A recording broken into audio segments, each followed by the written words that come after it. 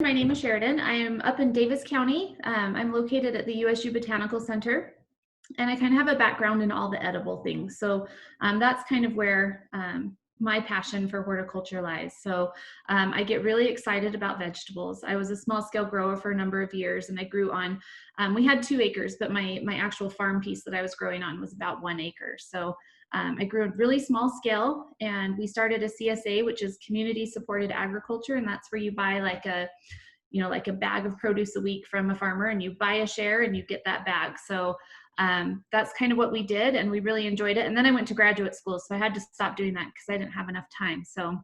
But we're going to talk about vegetables today, and we're going to kind of go through the whole process of growing vegetables. So we're going to go from where to put the garden, how to put the garden in, and we're going to go through vegetables at the very end, like some of the different varieties, and I'll give you some suggestions on varieties.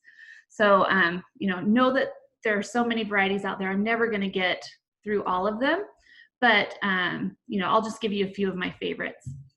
So when we talk about vegetables, we're horticulturists and botanists, and we like to be able to categorize things. It helps us to understand how we can put these things in our garden, how they grow, just kind of wraps our head around some of their growth patterns and things. So we like to categorize these vegetables in different ways. The first thing we can think about is our plants that are annuals. So we can look at our plants, and those ones that are annuals go from seed to seed within one season. So they'll start from seed and they'll set seed by the end of the season. And these are things like beans and radish and corn.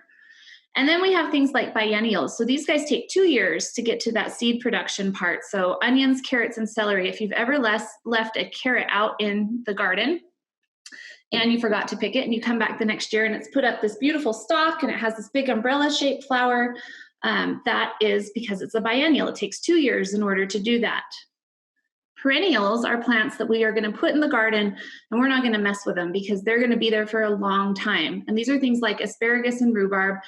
They will set seed every single year, but they come back from the crown of the plant. So like our asparagus, if we take really good care of it, once we plant it, it will last for 30 plus years in our garden, which is great. We can also think about our crops as the type of season that they prefer. And this is kind of important for knowing when to plant things. So I've been getting a ton of questions, like, when can I put broccoli in the garden? When can I put tomatoes in the garden? And understanding that broccoli is a cool season crop and likes cool temperatures, I know that I can get that out in the garden starting in mid-March. Where tomatoes are a warm season crop. They like warmer temperatures. And so I have to wait until we're done with those frost type temperatures before I go and put those out in the garden. So you can see these are the ambient temperatures or air temperature that they kind of like. So 50, 55, somewhere in there to 70 degrees. And you can see our list of cool season crops there. And these are those warm season crops like the tomatoes, and our ambient temperature bumps up just a little bit. So 70 to 90. And, you can see that we've got corn, beans, squash, melons, cucumbers, all of these types of plants that like to go out once we hit that frost-free area, which is really around Mother's Day for us. We can also think about the families that vegetables fit in. We can group them into these little family groups. So if I look at the parsley family, you can see I've got carrot, parsley, celery, parsnip. All of these plants, you can kind of think about how they grow, how they create a flower stalk. They're all biennial. They're all going to create that umbrella-shaped flower stalk. And some of these, if you look at them like the mustard family, cabbage, broccoli, kale, cauliflower, collards, and turnip, and you kind of think about the flavors, they all kind of have those same flavor profiles as well. So this becomes important when we crop rotate. And we're going to talk a little bit about crop rotation towards the end. So keep the families in mind as we kind of go through this. All right, so choosing a garden site. This is probably the most important thing that you need to kind of consider when you are beginning to plan out a garden. Where are you going to put that garden? This can make or break you. If you pick the wrong site, it's going to be something that's difficult to fix. So we want to make sure we get the right site right off the bat. This photo, you can see, was my farm that I was farming. So this is that 1 acre parcel that I had.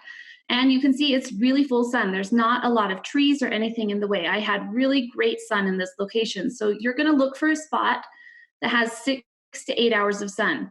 It doesn't have to be continuous. So if you have a little bush or a tree or something that gives you just an hour or two of sun or of shade, of shade here and there, that's okay, but we want the total to be between 6 and 8 hours. Your soil is really, really important. We want to have a nice, well-draining soil.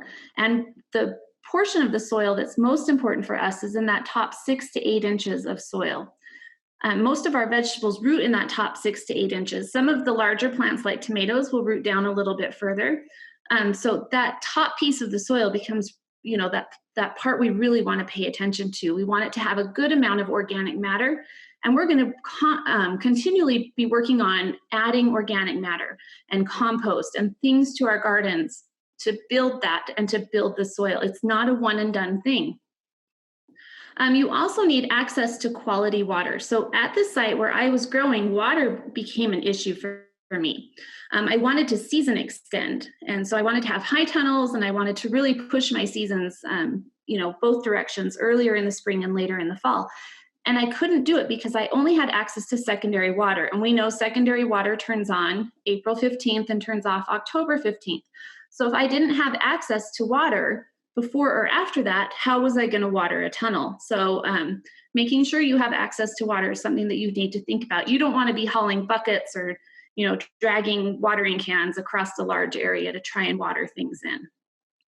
Once you have that site kind of selected, the next thing you're going to do is sketch out your garden. And this is a really important step. This is where we can dream really big. We can think about all the possibilities, all the different things we can do. And then we're going to take it and scale it back down to reality for us. What can we actually do? What can we handle? How much time do I have? What can I give to this garden? And what will it give back to me? So it is important to think about these things. You can see this is a kitchen garden that I had in a house that I lived in Kaysville. I don't live there anymore, so somebody else has my garden. But I sketched this out, and I thought about this before I actually planted it. And I made lots of mistakes on paper, and it's better to make those mistakes on paper than it is in the actual garden. I put my tall crops, so the fence on the back side is the north side of the garden. And I put my tall crops towards the north. So you can see behind this cold frame, there are some containers, and I have a cattle panel, and I would grow cucumbers up that cattle panel.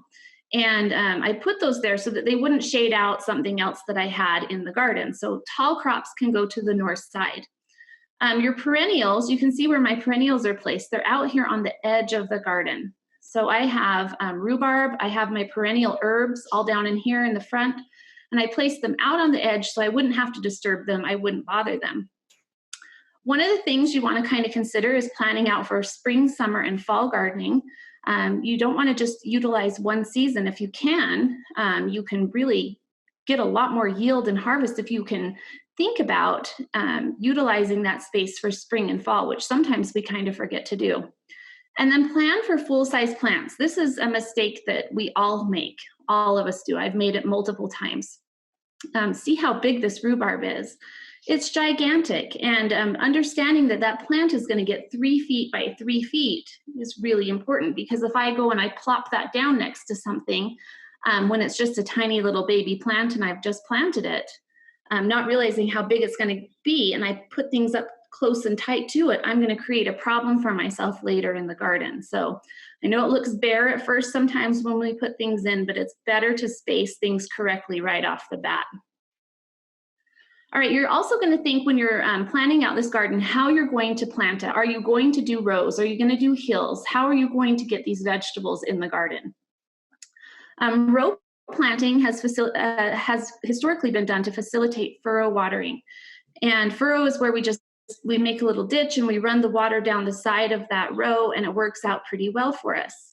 It also allows for equipment to be moving in and out of the rows. So if I wanted to take a tiller down in between these rows for weed control or a wheel hoe or anything like that, I can very easily do it and get these, get my weeds under control, and also have access to all of my plants. Some people think it's not very attractive as far as gardening goes, but I'm a farm girl through and through, and I really love it. To me, it just makes my heart happy when I look out and see all of these rows. It is not the most efficient though, and I'm going to show you a way that we can take these rows and kind of squash them together and make them a little more efficient. This works really well for large spaces. So for me in that acre garden, I was able to crop rotate really easily. I was able to move things in and out of the garden easily. I was able to find things easily because I had things in rows. Hill planting is kind of a specialized method of planting. And we do this for plants that kind of want to ramble and vine. So things like melons, squash, and cucumbers, anything really large that kind of creeps along the ground. And we'll do it for potatoes as well, but it's kind of for a little bit different reason. So you can see in this row, I've got this hill. And the idea behind it is instead of the plant coming up and running straight out horizontal, I've created a little bit of extra space for myself by giving it the hill, because then it has to run down the hill before it goes out.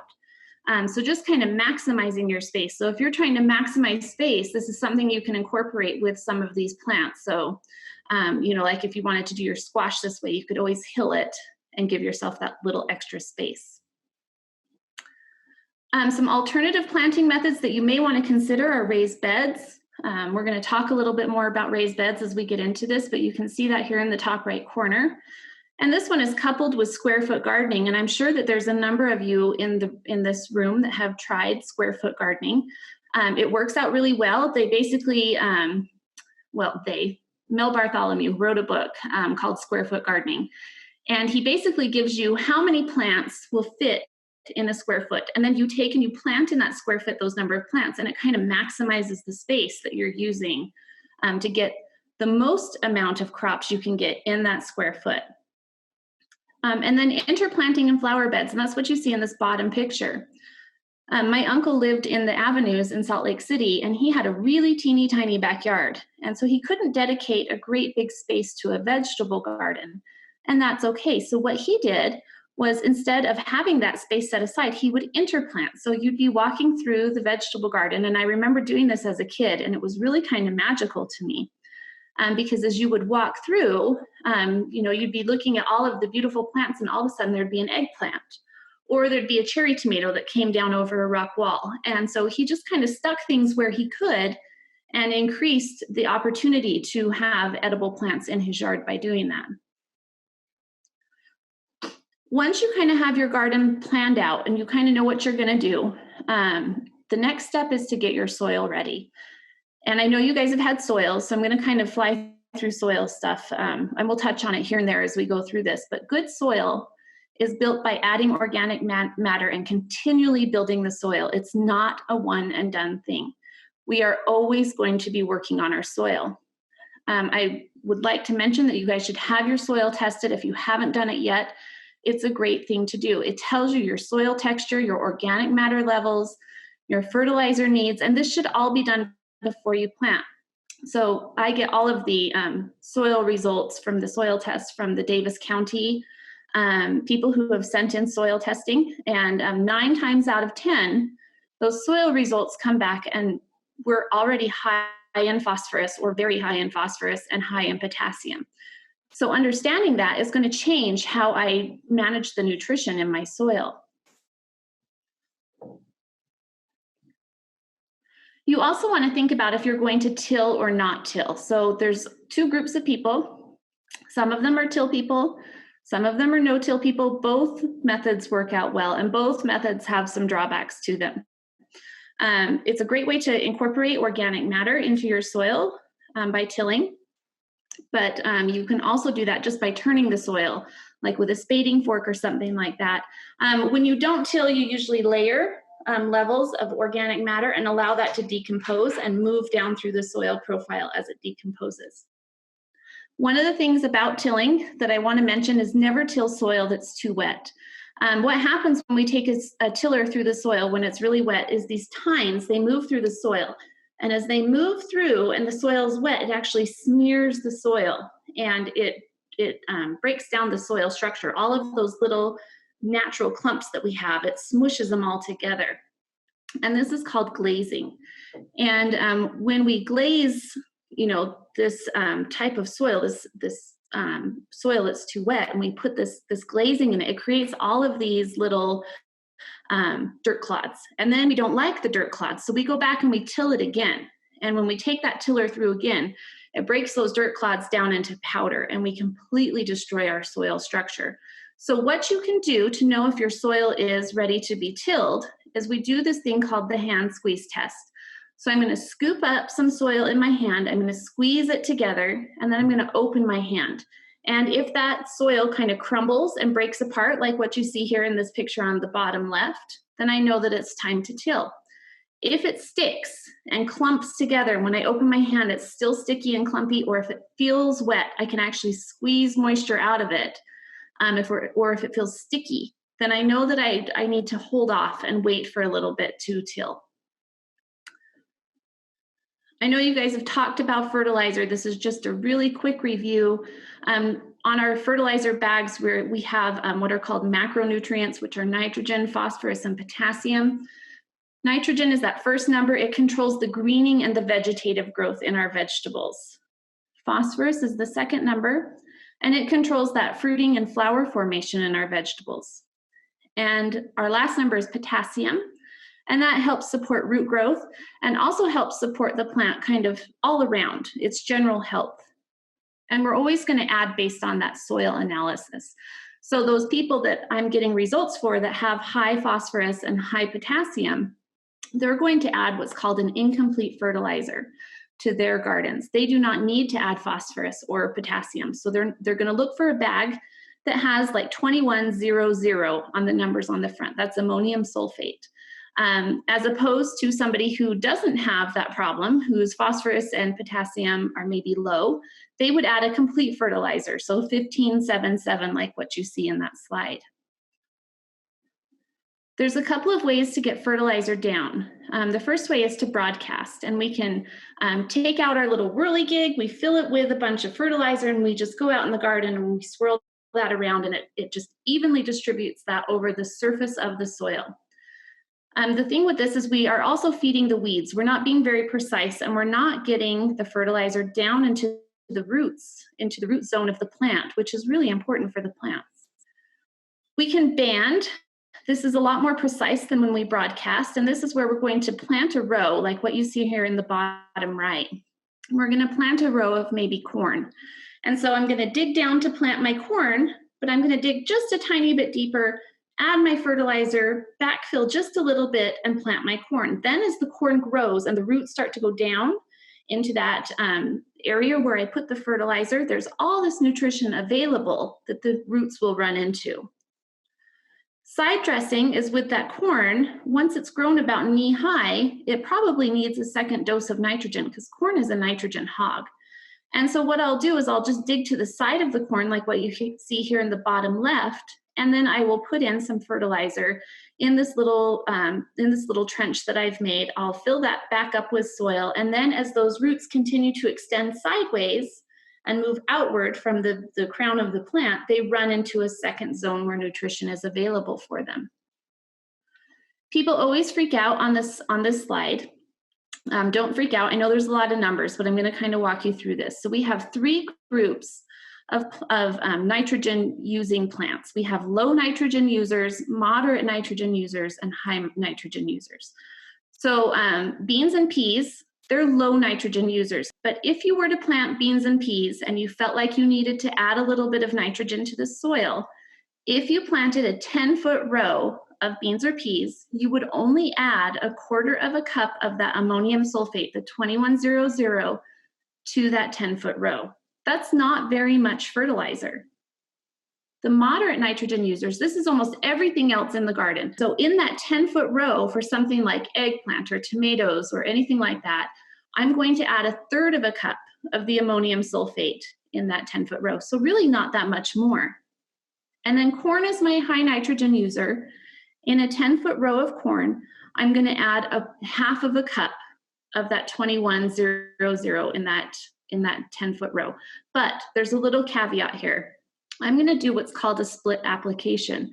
So when I plant, I'm going to band 1/4 cup underneath the root zone, right underneath where I'm planting. And then I'm going to come back and I'm going to side dress 1/4 cup to the side, like what you saw in the previous picture. All right, so I always get asked about adding manures to the garden. It is a good way to add nutrients to the soil, but these things do take time to break down. So they're not plant available right from the very get-go. We have to give them a chance to break down into much smaller pieces and particles so that the plant can actually take them up. So what I've done in the past is I will add these in the fall. I will let them sit under the snow throughout the whole winter, and then usually they're decomposed enough by the spring to add. However, you should use caution with animal manures. It should always be done with soil testing, especially if you're going to add some of the manures that are higher in phosphorus and potassium, like the chicken and the turkey manures. You can also create some weed problems if you're bringing in manures that contain a lot of weed seeds. And the chicken and turkey manures are considered hot because they have that high level of phosphorus and potassium. They kind of create this tug of war with water in the soil. They have that phosphorus and potassium as a salt, and it wants to hold the water, and the plant, the roots, can't overcome that pull that phosphorus or potassium has on the water. And so we get what we call burning on our plants, and that's where our plants look like they don't have enough water. But really, it's just that water is not available at the root zone. We have a great fact sheet on this that was written by Melanie Stock this last year. You can look this up very easily. She gives you different nitrogen, phosphorus, and potassium levels for kind of a general level for each type of manure that you would commonly use in the garden. And you can really get a good feel for which types of manures would be better in your garden. All right, do we have any questions? Question about soil testing, if you have any insights on soil testing or that process through the USU lab. Oh, okay, yeah. I can give you some more instructions on that. So you go to the usual.usu.edu site, usual.usu.edu. And on that site, when you get there, there's a button called Home Soil Test, and you're going to click that Home Soil Test, and it will take you through the entire process of doing a soil test. So it will give you like all of the instructions that you need. There's a form that you're going to print out. And then after you print out that form, you're going to follow the directions, and they need 2 cups of soil. So you're going to follow the directions on sampling, send up 2 cups of soil. I recommend that you do the less expensive test. It just gives you kind of macronutrients, so phosphorus and potassium, and they don't test for nitrogen because nitrogen runs out of the soil so fast that you're going to have to add it every single year. So they don't test for nitrogen, but they also will give you your texture, your organic matter levels, and if you have had problems, they'll give you recommendations if they see anything that you need to use. Sorry about that. And then just a question about if you use the 4300, actually I think it would probably be a 4600 if it's urea, instead of the 2100. Is the amount different than you would apply? Right, so you're getting down about twice the amount of nitrogen, so you're going to reduce your amount a little bit. And nitrogen, like I said, it runs through the soil really quickly. The whole idea behind that slide and giving you those cup measurements for that 10-foot row is to just kind of show you how little fertilizer you actually need. We have this kind of attitude where more is better, and so we will just add a whole bunch more because we think that that's going to fix things. So you would add about half as much. All right, so let's go through cover crops. So cover crops are a great way to add to the soil. This is where when we're not actively growing something in our garden that we're going to be harvesting and taking out, we can use that soil to grow a different crop that's just a cover. It's going to suppress weed growth. And then this cover we're going to take and we're either going to kill it out with sprays or we're going to turn it under and let it just die from turning under. And once we turn it under, that organic matter that is the plant material is going to break down. It's going to really boost the organic matter in our soil. It's also going to give us some nutrient load, so some nitrogen, some of the phosphorus and potassium that was in that plant is going to go back into the soil, but it's really more about nitrogen than anything. So it's a fantastic thing to do. We have a great fact sheet on it, cover crops for Utah gardens, and it goes through some of the more common cover crops that you can use. And it's a wonderful thing to do. So I did this last year with a garden that we're turning into a pollinator garden. I used buckwheat. And that's a fast cover crop. So it comes up, you only run that one for 70-ish to 90-ish days.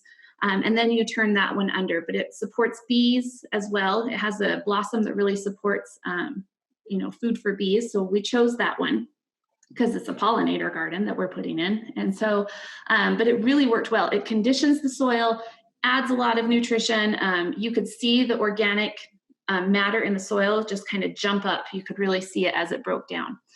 Some of the more common cover crops are things like hairy vetch, winter radish, clover. There's that buckwheat, spring and winter wheat. I used Austrian peas in a garden this last fall, and it worked really well. I was very impressed with the Austrian peas. And some of these will actually fix nitrogen in the soil, just like the peas and the beans that we talked about. So they'll add not only nitrogen from the leaf growth, but because they're fixing nitrogen in the soil, they'll add nitrogen that way as well.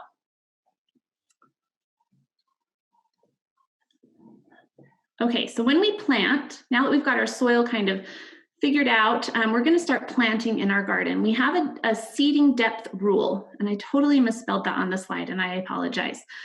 The seeding depth rule is based on how large our seeds are. So you can see on a carrot seed, if you've ever planted carrots, they're teeny, teeny, tiny. So how deep do we plant a carrot seed? We really don't plant it very deep. It's just kind of right on the surface of the soil. Maybe we sprinkle a little sand on top or some organic material just on top to keep some of the moisture in, but it's not going to go very deep. Whereas if I had a pumpkin seed, and look at the pumpkin seed, it's very large sized. And if this is the top of my soil, I'm going to go 3 times the depth of that pumpkin seed. So that pumpkin seed is going to be deeper in the soil than something like a carrot or a celery seed or a lettuce seed that's going to sit right on top.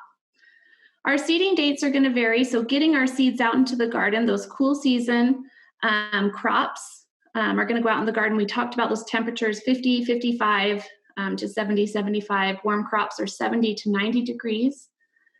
And sometimes when we plant our seeds, we'll have a seed that has a tough time coming up through the soil.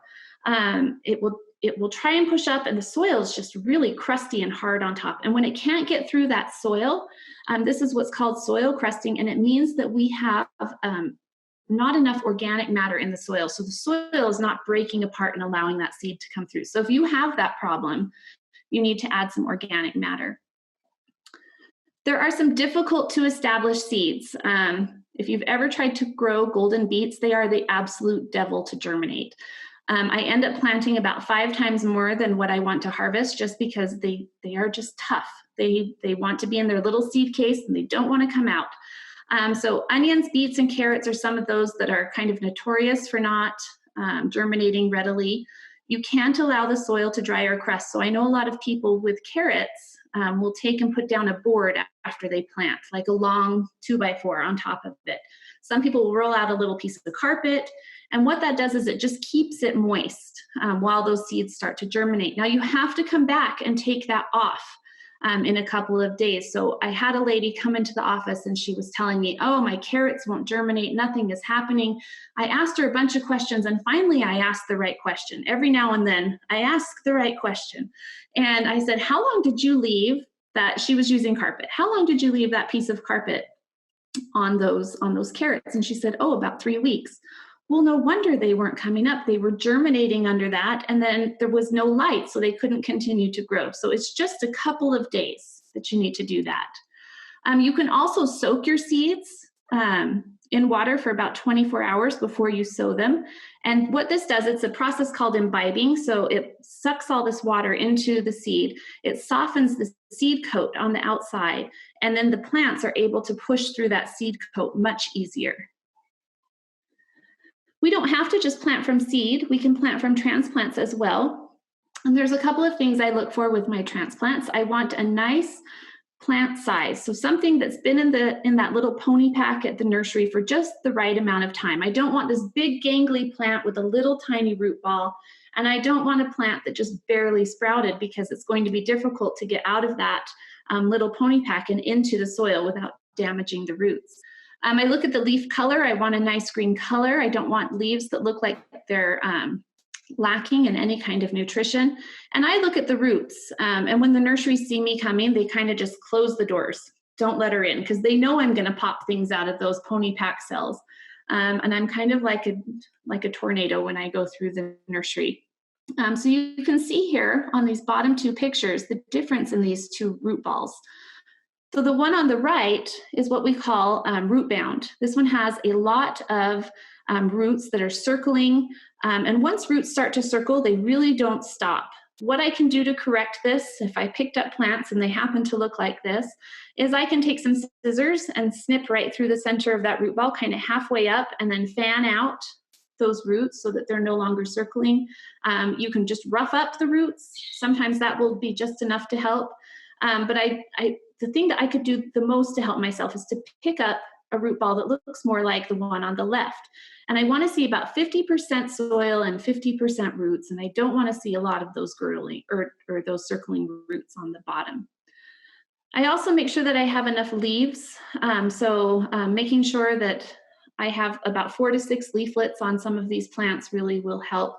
That way when I plop them out in the garden, they can get going, they can photosynthesize, and they have enough leaf surface area to really go. Some of these younger plants, things like transplants and some of our seeds when we plant them, will have to have some water. So they don't have this established root system that's clear out in the soil. It's just this little tiny ball, and that little tiny ball can dry out very quickly. So depending on your soil type, things like sandy type soils, those types of soils are going to drain very quickly, and I'm going to have to water more often. Whereas if I have more of a clay type soil, I'm not going to be watering quite as frequently. And I can kind of stretch out my irrigation time a little bit more because that clay is going to hold the water really nicely. And we had this question on cool season crops, if you need to irrigate them. Yes, you do. We will have periods where we don't have any rainfall or any kind of wetting event happening. And those periods, they can actually dry out. So making sure that they have access to water is very, very important. There's a couple of different transplant types that you can pick up. So we're all familiar with strawberries being bare root. I'm sure that you've seen these in the nursery. And they are, they're wonderful to plant bare root. They come without all that soil. You just plop them into the ground and they establish very quickly and very easily. But there are some other things that you can pick up that are bare root as well. So asparagus, I just did a video on asparagus that you can find at the Utah State University Extension Facebook page. So you can go there and you can watch that video, and I take you through the beginning to the end of planting asparagus. And you'll see that those asparagus roots, they look kind of dead. They look just like these tan, ugly little worms that are hanging all together. And you plop those in the ground, you give them some water and some nutrition, and they do really, really well, and they grow very quickly. Some of the field crops like brassicas, which are things like cabbages and broccoli, sometimes you can find those as bare root starts. Usually commercial growers will use those, but sometimes you can pick them up. Solid flats, you can pick those up. That's where you'll pick up this whole flat. It doesn't have any of the little pony packs or the divisions inside the flat. It's just a big solid flat of soil with a lot of little plants coming up in it. Most of the time, these are things like herbs, and they come this way so that you can transplant them or pot them up into a larger size. So if you pick those up, know that you're going to have to do a little work. And then cell grown, this is the pony pack. This is what we're most familiar with. It's very common. They're really easy to handle, makes it easy for you to bring home and transport. And they have these nice little established root systems in these little root balls. Some of the advantages to transplant is I can get better establishment. They're kind of up, they're going, they have this nice little root system already. We can get some earlier plant growth and harvest. So I've taken out that 6 to 8 weeks of starting from seed, and I've taken that and I've done that, previously. So now I have this plant that's already going at 6 to 8 weeks old, and I can put that down in my garden. In Utah, where we have these seasons that can be pretty variable, getting some of these plants to harvest can be difficult. So things like tomatoes, if I was to start that from seed in my garden, I may not ever get to harvest that plant. So the transplant kind of jumps me ahead a little bit. I can get more intensive production. Transplants are really easy to space, and I can see how I've spaced things. I can see how tight my plants are, and it makes it really easy that way. And I can pick up really nice uniform plants, so I know that everything is going to come on at the same time. Whereas if I start from seed, I can have some variability in that uniformity because some seeds just sprout faster than others. And I get higher yields. That goes back to that earlier production, taking that 6 to 8 weeks out. Some of the disadvantages are if you are going to grow your own transplants and you're going to start them in your house, you're going to have some increased labor, some increased time caring for these plants. You're probably going to have to create an area in your house where you have, all of your plants and you look like one of those crazy plant people like me. My entire garage is full right now. But the cool thing about this, kind of the switch for your increased labor and time, is that you can get some cool plants that nobody else has. Some of those tomato varieties that are really cool. Or, I'm growing a pepper this year called a yellow monster pepper. It's gigantic and it's yellow and it's striped. So you can get some of these really interesting plants kind of as the trade-off. If you are going to pay somebody else to grow your transplants and you're just going to go to the nursery and pick them up, they're going to cost more than what seeds would because you're paying for somebody else's labor. And sometimes we can get some delays in establishment, growth, and yield. And that's because sometimes our plants shock. So we'll put them in the ground. It's like this whole soap opera scene. The plant lays on the ground. It tells you how hard life is. And we're out there trying to fluff them up and make them okay. So you can do this. You can grow. Sometimes they don't ever recover from that shock. And we can get some big dips in our yield. Okay, when it comes to planting transplants, it's pretty simple, pretty straightforward. So you can see here up on that top right-hand side of the screen, I have this little plug that I'm going to put into the ground. And so I'm going to dig a hole about the same size, plop that right into the ground, and I'm just going to barely backfill over the top. And this is going to keep that little plug from drying out. I see a lot of people that plant these proud so that the plug is sticking up out of the ground. And when that sticks up out of the ground and doesn't have any native soil sitting on top of it, it just is a recipe for water loss. So water loss is just going to come right up out of the top of that root ball. We're going to lose all that water. So you're going to have to water a lot more frequently if you do that. With tomatoes and our solanaceous crops, things like peppers, or not peppers, but tomatoes, eggplants, peppers do sometimes. It depends on the pepper. And then potatoes as well. They have this really cool adaptation on them. So I can use this adaptation to plant them slightly different. So if you look here on the bottom of the screen, you can see that I have this tomato vine. And tomatoes have these little hairs all over the vine. I'm sure you've noticed. And each one of those hairs can turn into what's called an adventitious root. So it kind of flips a switch, and instead of being a hair, it becomes a root. Tomatoes in their native environment are very large plants. They ramble and they vine down along the ground.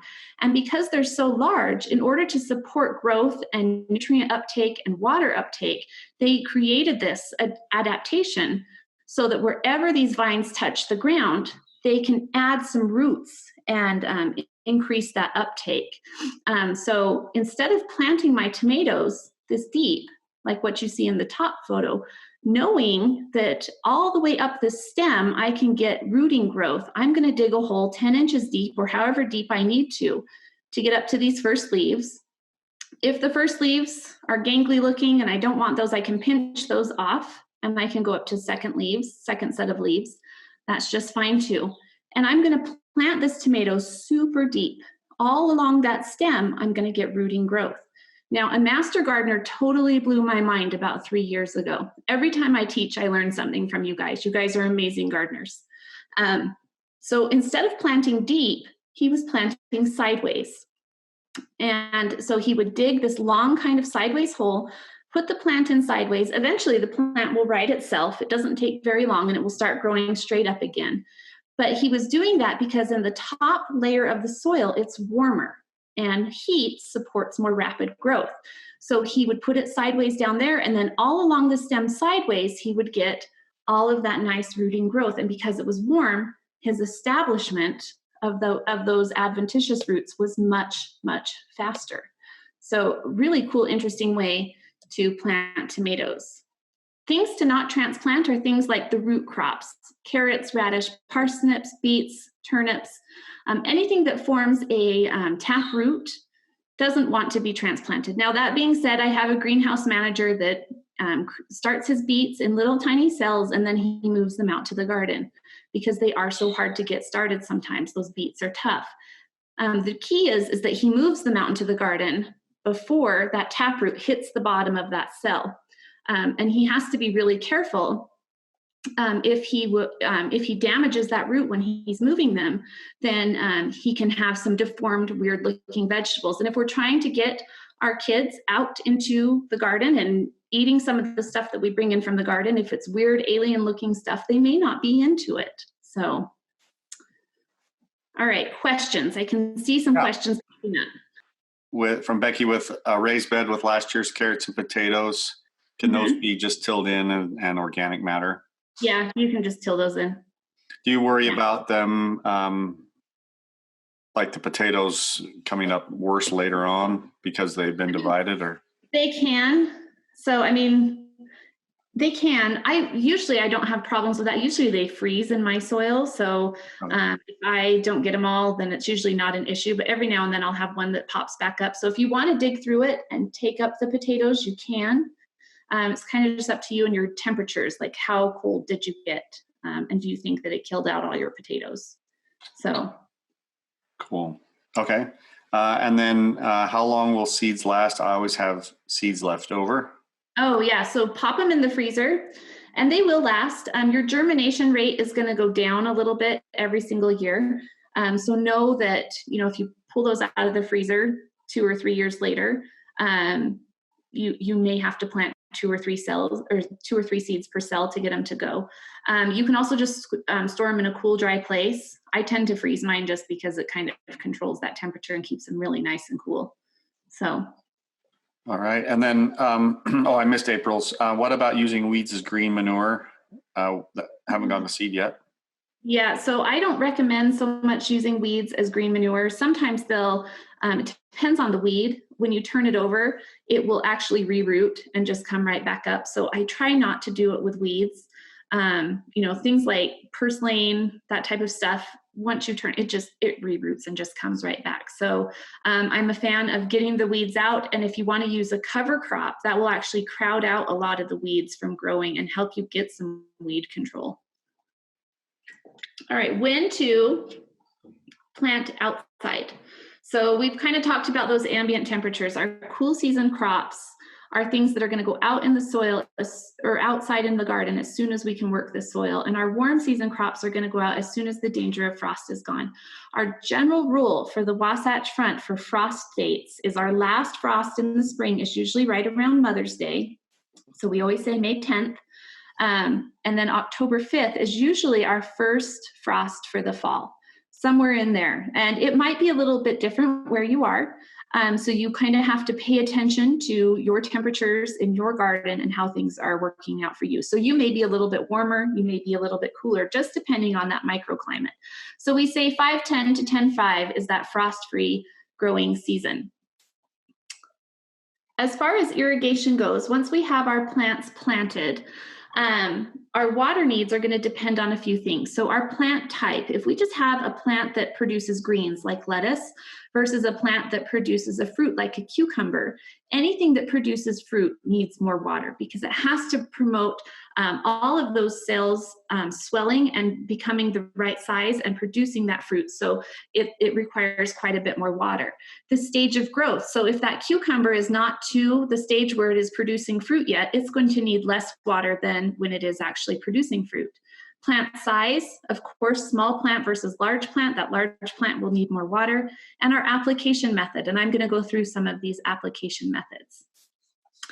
Irrigation frequency also will depend on the available water in the root zone. So I kind of hinted a little bit at what kind of soil do you have. Sandy soil, that water's not going to stick around, where clay soil is going to hold the water a lot longer and you'll have more available water in the root zone. So you may have to water less frequently. And then our water use rate is very closely tied to temperature. So if you don't know how plants cool themselves, it's one of the coolest things ever, no pun intended. So they'll take water up through the roots, and as they take that water up through the roots and up through the plant tissues, water is a really good conductor of heat, and it will actually absorb some of the heat from that plant, from the tissues. And then when it gets up into the leaves, on the bottom of the leaves, and sometimes there's a few on the top, but mostly they're on the bottom, plants have these little openings called stomata, and they kind of look like little fish mouths, and they open and they close. And when they open, the plant is going to exchange oxygen and carbon dioxide in and out of the plant, and it's also going to release some of this water vapor. And when it releases the water vapor, it takes some of the heat with the water, and that is how a plant stays cool. So if our temperatures are high, the plant is going to need more water to drive the water up through the plant and push out of the stomata to keep it cool. So we will have to water more frequently. A couple of irrigation methods to kind of discuss. Furrow irrigation is what you see in these photos. This is kind of a traditional irrigation method. My grandfather used it, and as kids, we knew if you messed up grandpa's furrows, you were in big trouble because it takes a while to get these set and to get the water moving along the furrow really nicely. It does require level ground, so you can't have a big slope to your garden. And you need a little bit of clay in your soil because we don't want the water to drain out too quickly. The idea is that the water sits in these furrows and it will move down and it will move sideways because that furrow is to the side of where our crop is. So we need that water to move outward from the furrow. So it's got to sit for a while. As far as efficiency, this is about 30% efficient is what we say. It's not the best way to water. And that's because we get a lot of evaporation as the water sits in the furrow. Also, the water is not targeted right at the root zone because it's, like I said, to the side. And so some of the water is going to get to the root zone, but a lot of it is going to completely miss that area. So we're going to have to use a little more water. One of the great things about it, though, is it keeps the foliage dry. I'm not going to be wetting the canopy of my plants. And if I've had problems with things like powdery mildew, that's a fungus pathogen that develops on the leaves of a lot of our squash plants, and our leaves will actually turn this kind of powdery white color. And if I want to get rid of that, I have to make sure that my leaves stay nice and dry because the fungus needs that moisture in order to start to grow on the leaf surface. So if I take that water out of the equation, then I don't have the problem anymore. So this is a great way to combat that kind of problem. It is inexpensive. I really don't need much equipment. I just kind of need a hose, and I can use this irrigation method with poor water. So if I have silty water, if I'm pulling from, a pond or some kind of ditch and there's a lot of silt in it, this works out well. Irrigation methods, another type is sprinkler. This is probably the more common type of irrigation that we all use. It is more efficient than furrow. We say between 50 and 70% efficient, depending on your sprinklers and how you're using them. And this also works for poor quality water. So you can see that the size pipes that I'm using would allow for silt to move through those areas. It's also pretty inexpensive. I just need a hose and I need some kind of sprinkler head and I'm in business. The downside is this wets the foliage and it also wets the entire soil area around my plants. So I'm going to get a lot of weed growth and some good weed pressure with some of these, with this type of irrigation. And so more disease prevalence as well because I'm going to wet that foliage. And this one's very affected by wind and evaporation. So if I am turning on my sprinklers and it's a really hot day, I'm putting out all these fine droplet sizes of water. They're pretty small droplets. And those are going to evaporate very quickly off of the surface of my plants. And if I turn this on when it's windy, I could water my neighbor's yard instead of mine. So I'm not putting that water exactly where it should be. Trickle or drip irrigation. This is our more water conserving, most precise way of getting irrigation down to our plants. So we're going to put water precisely at the roots and we're going to control where that water goes. It does conserve water, and that is kind of our swan song in Utah. We're the second driest state in the nation, so we're always talking about water conservation. And because I'm not wetting the whole soil surface, this is going to really help me suppress my weed growth. It is possible that our lines can clog, especially if you have a lot of minerals in your water, which in Utah we usually do. Our irrigation manager at the USU Botanical Center, we run a lot of drip irrigation, and he actually walks around, with diaper pins in his toolbox because he needs that little diaper pin to open up some of these clogged little lines, all the little openings in the lines. So you do need pretty good high quality water. So you're not going to be able to take something that's silty and run it through these lines. It is an increased cost. I mean, because we're going to have to purchase all of this drip irrigation tubing. There's a couple of different types. You can purchase soaker hoses. You can purchase things like Netafim that have holes punched at regular intervals, and you can get them at different lengths in that interval. So like they'll be punched every 8 inches, every 10 inches, every 12 inches. Or you can get the types of irrigation like what you see, type of drip irrigation like what you see in the photo, where I have a main line and then I'm actually punching a small tube into that main line and taking that right to the base of the plant, and it will just kind of dribble out of that at the base of the plant. Remember, what type of soil you have is going to determine that irrigation frequency.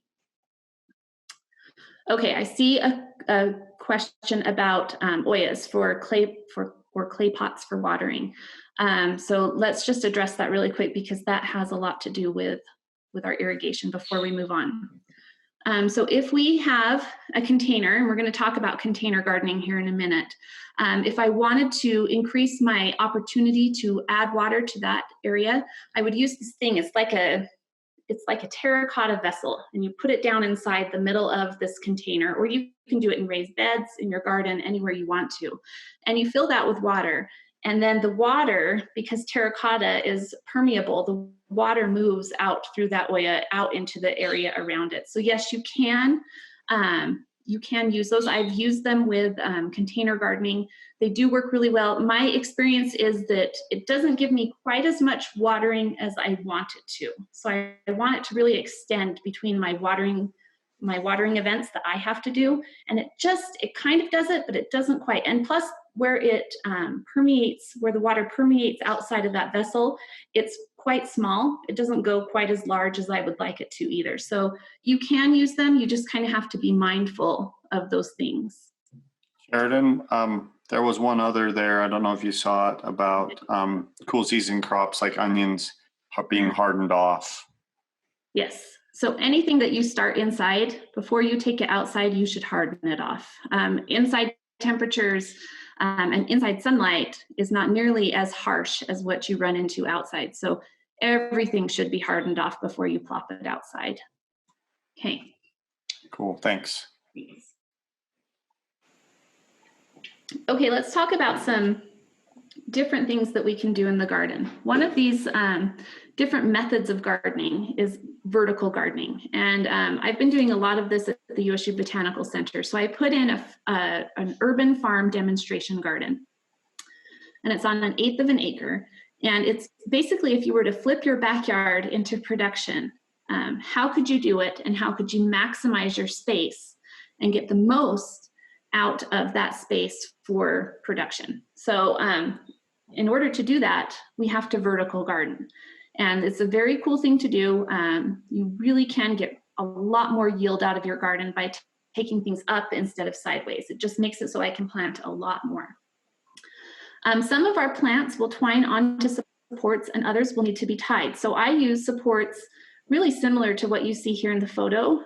This is made out of conduit, and you can pick it up pretty inexpensively at the places like Home Depot or Lowe's, Ace Hardware, those types of places. And I just need a fitting on the corner, and then I don't use the nets, I just use a string. And so I'll tie the string onto the top, and then I'll use a fabric staple or a landscape staple at the bottom to kind of stake that string into place. And then I will take whatever plant I'm growing up that string. So if I'm doing tomatoes, they're not going to naturally twine onto that support. So I'm going to have to use either Velcro tape, or I'm going to have to tie it somehow. I like to use these little clips. They're round, and they have a piece on the clip that kind of clamps onto that string and will hold that clip in place on the string. And then the circle, the stem of the tomato, the vine, actually goes right through the circle, and it supports it very, very nicely. And you can get those on Amazon for really, really cheap. So if you have to support these plants, or if you have to help these plants up the vine, you're going to need to think about some kind of way to to do that. Things like cucumbers sometimes will twine on themselves. It kind of depends on the variety of cucumber. Beans will twine themselves if it's a vining type bean, not a bush bean. Peas will vine themselves as well. Sometimes if we're growing things like melons up these supports, that fruit becomes really heavy. And we're going to have to support that fruit. And this is the only reason that nylons were invented. I'm convinced they should never be worn. They should only be used in the garden. So you take those nylons and you cut them and you basically make like a stretchy little bouncy hammock that sits underneath that fruit. And you're going to tie that to strings that are next to where you are trellising. And when we go vertical in the garden, it captures the sun really well. And our fruit growers know this. And they've kind of honed into this idea of vertical sun capture. And so they'll grow their fruit trees at certain angles in order to capture the sun really well. But going vertical on a trellis does the same exact thing. And you can see here where this cucumber is. This is like a cattle panel. I've done a million vertical type gardening things on cattle panels, and I absolutely love them. They work really well. They're reusable, easy to use, really sturdy. So that's another really good option for you. Remember when we go vertical that we can also cast shadows. So anything that you plant on the north side, if you're running east to west, anything on the north side is going to be shaded. So you kind of have to take that into consideration, and either you move that to the north side of your garden, or you account for that and say, well, I'm going to grow a cooler season crop on the north side of this, and maybe that gives me a little more time with my lettuce or my spinach before I start to see bolting.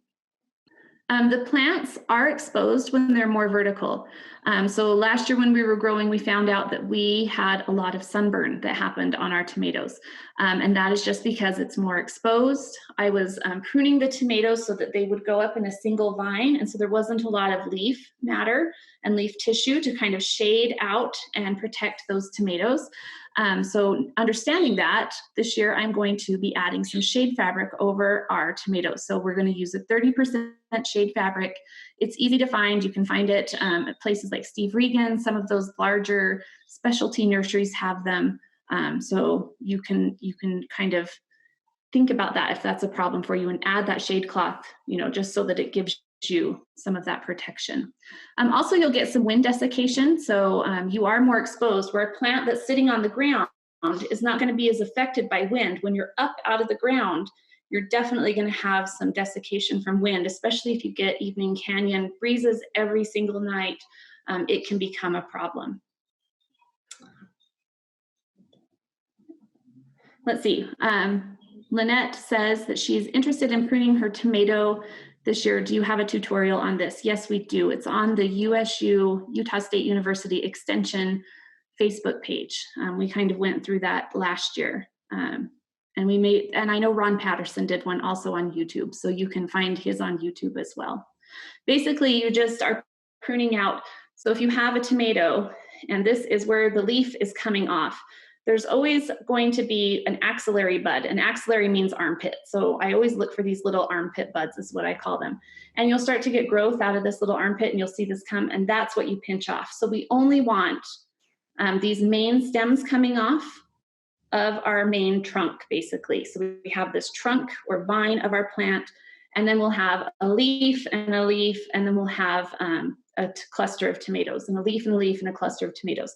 But you're just going to be taking out any of those little armpit growths, is what I call them. That's how I describe it to my master gardeners. I'm a nurse, so anything that I can do to make them understand how it's related to their body kind of helps. When I worked in this tomato industry, we call them just shoots or just side shoots.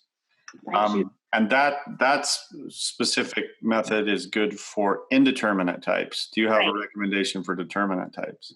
So determinate types, you're really not going to trellis so much because they are a totally different bushy type growth.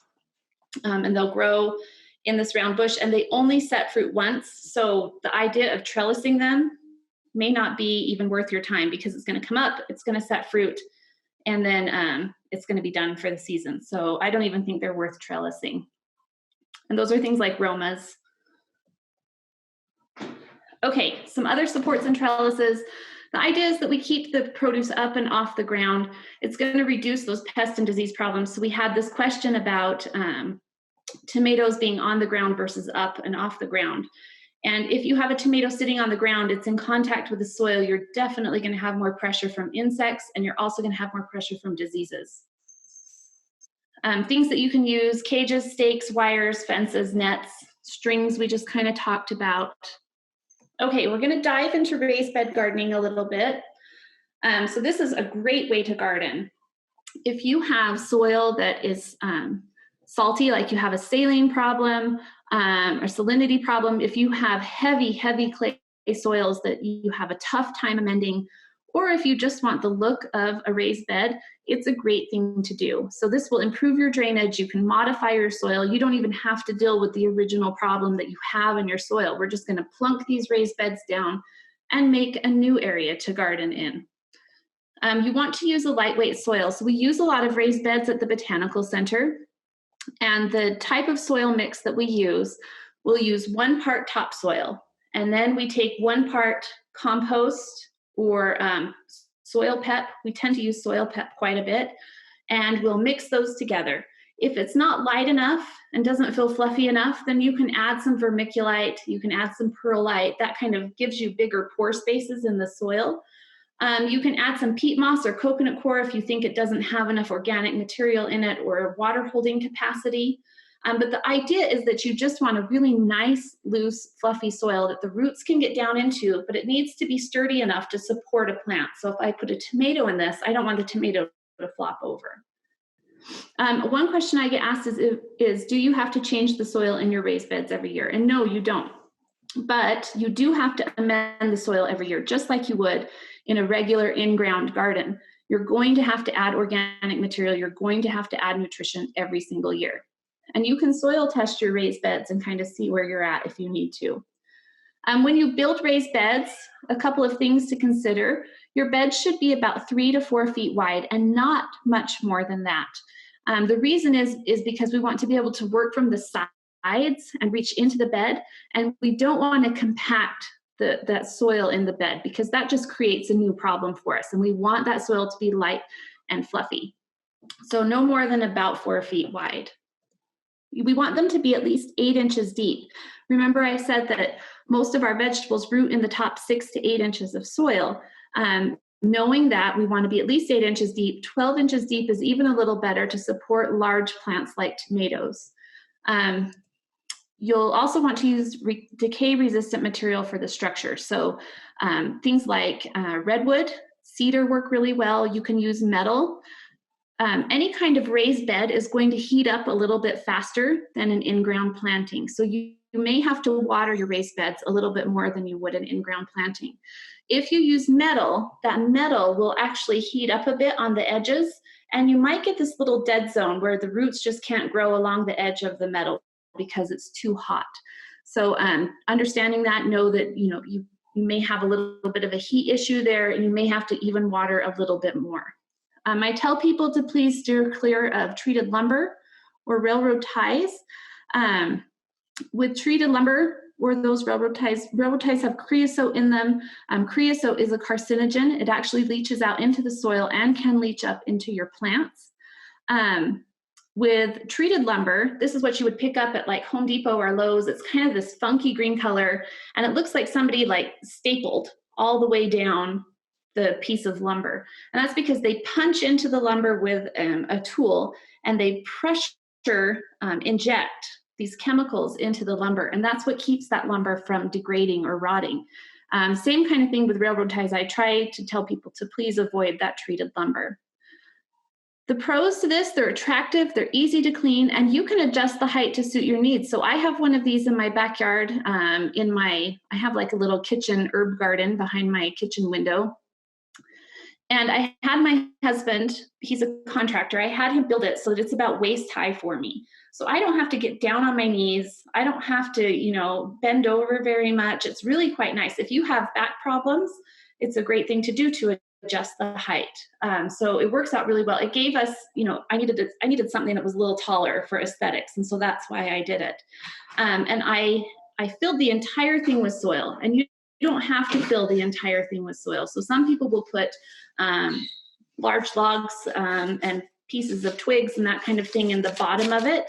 And then they'll put the soil on top of it so that they don't have to purchase quite so much soil. Some people will put a false bottom at 12 inches deep so that, they don't have to fill the whole thing with soil, and they'll drill holes so that we get really good drainage. So drainage you want to be aware of, make sure that you have good drainage in these. And they'll just fill that top portion. But I wanted the worms to come up because I have a rabbit, and so I compost his manure, and then I put it in that garden, and I wanted the worms to come up and kind of finish composting things. And they come right up to the top of it, which is really quite nice. But it's really a great thing to not have to bend over to garden. And it's about the size, my husband calls it my coffin garden, because it's about the size of a coffin, and you could put a dead body in it and use them for organic material, and no one would ever know. But we've never tried it. So the cons to our raised beds is it's an added expense. So if you're going to have somebody build raised beds for you, you're going to have to pay for their labor to do it and for the materials. If you build it yourself, you're just going to have to pay for the materials. But they are fantastic, a really great way to work around some of the soil issues that we can have in Utah. Mike. Yeah, so a question about railroad ties from Amy. Can you put a barrier between them and the soil? And if so, what would you recommend? It would have to be something that's not permeable. So it would have to be some kind of thick plastic. I really recommend that you just don't use them. And that's kind of the bottom line for me. But if you have to use them, if you've already got them, you can take like a thick, maybe a landscape plastic or some kind of landscape mulch that is like the black plastic mulch, and you could line it. I wouldn't line the bottom. We want to make sure that it drains. So you just line the edges where the railroad ties are. And you could do something like that. I would also say, having grown up with railroad ties and gardens together, if they're older railroad ties, a lot of that pushes out. And in fact, sometimes plants just start growing right in the middle of those old railroad ties, is that the creosote and everything actually does eventually break down. And so it's not as harmful when they're older. That's true. Thank you for saying that. All right, container gardening. So this is something that I think we're going to see a lot more of in Utah. It's just because we're really good at growing houses and not so great at growing farms. We've traded our farms for housing developments. So we have a lot of apartment buildings going in, townhomes, condos, that type of thing. And these places don't have a great big green space area for you to garden in sometimes. So we're starting to see a lot of people with balcony gardens and different things like that. And I do get quite a few phone calls on how can I grow vegetables in this little tiny balcony.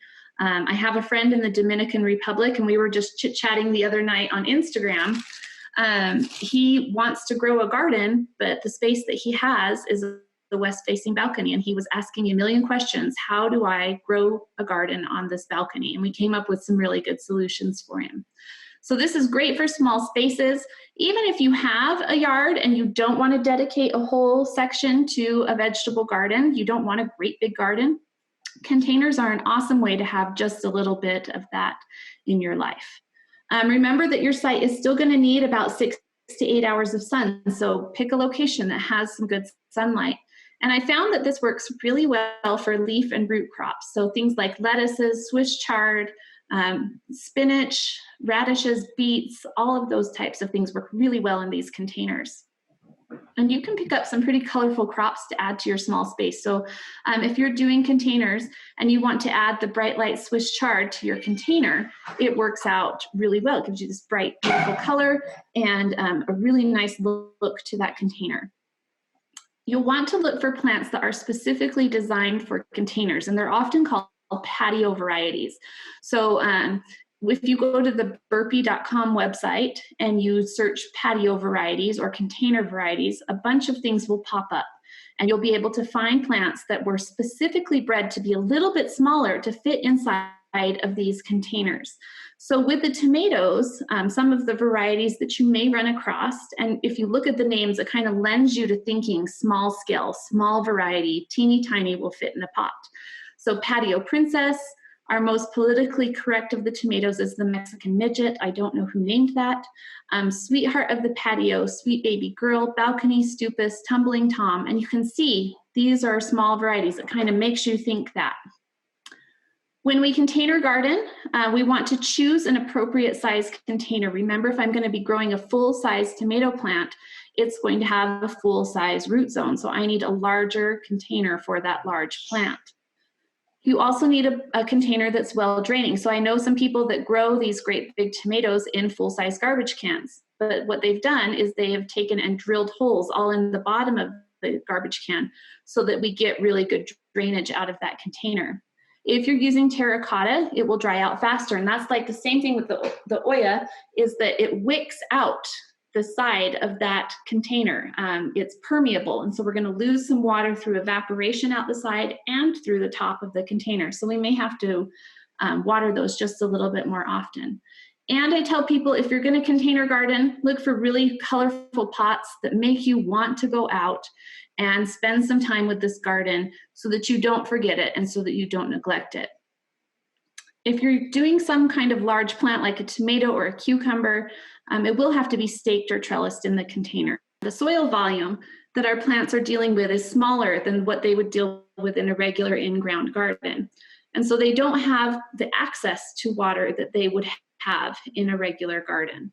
I check my containers. I always grow vegetables in containers just because it's a nice challenge for me. I really like to do it. So I check my containers daily. And then when it gets really hot, like in July and August, I'll check them twice a day.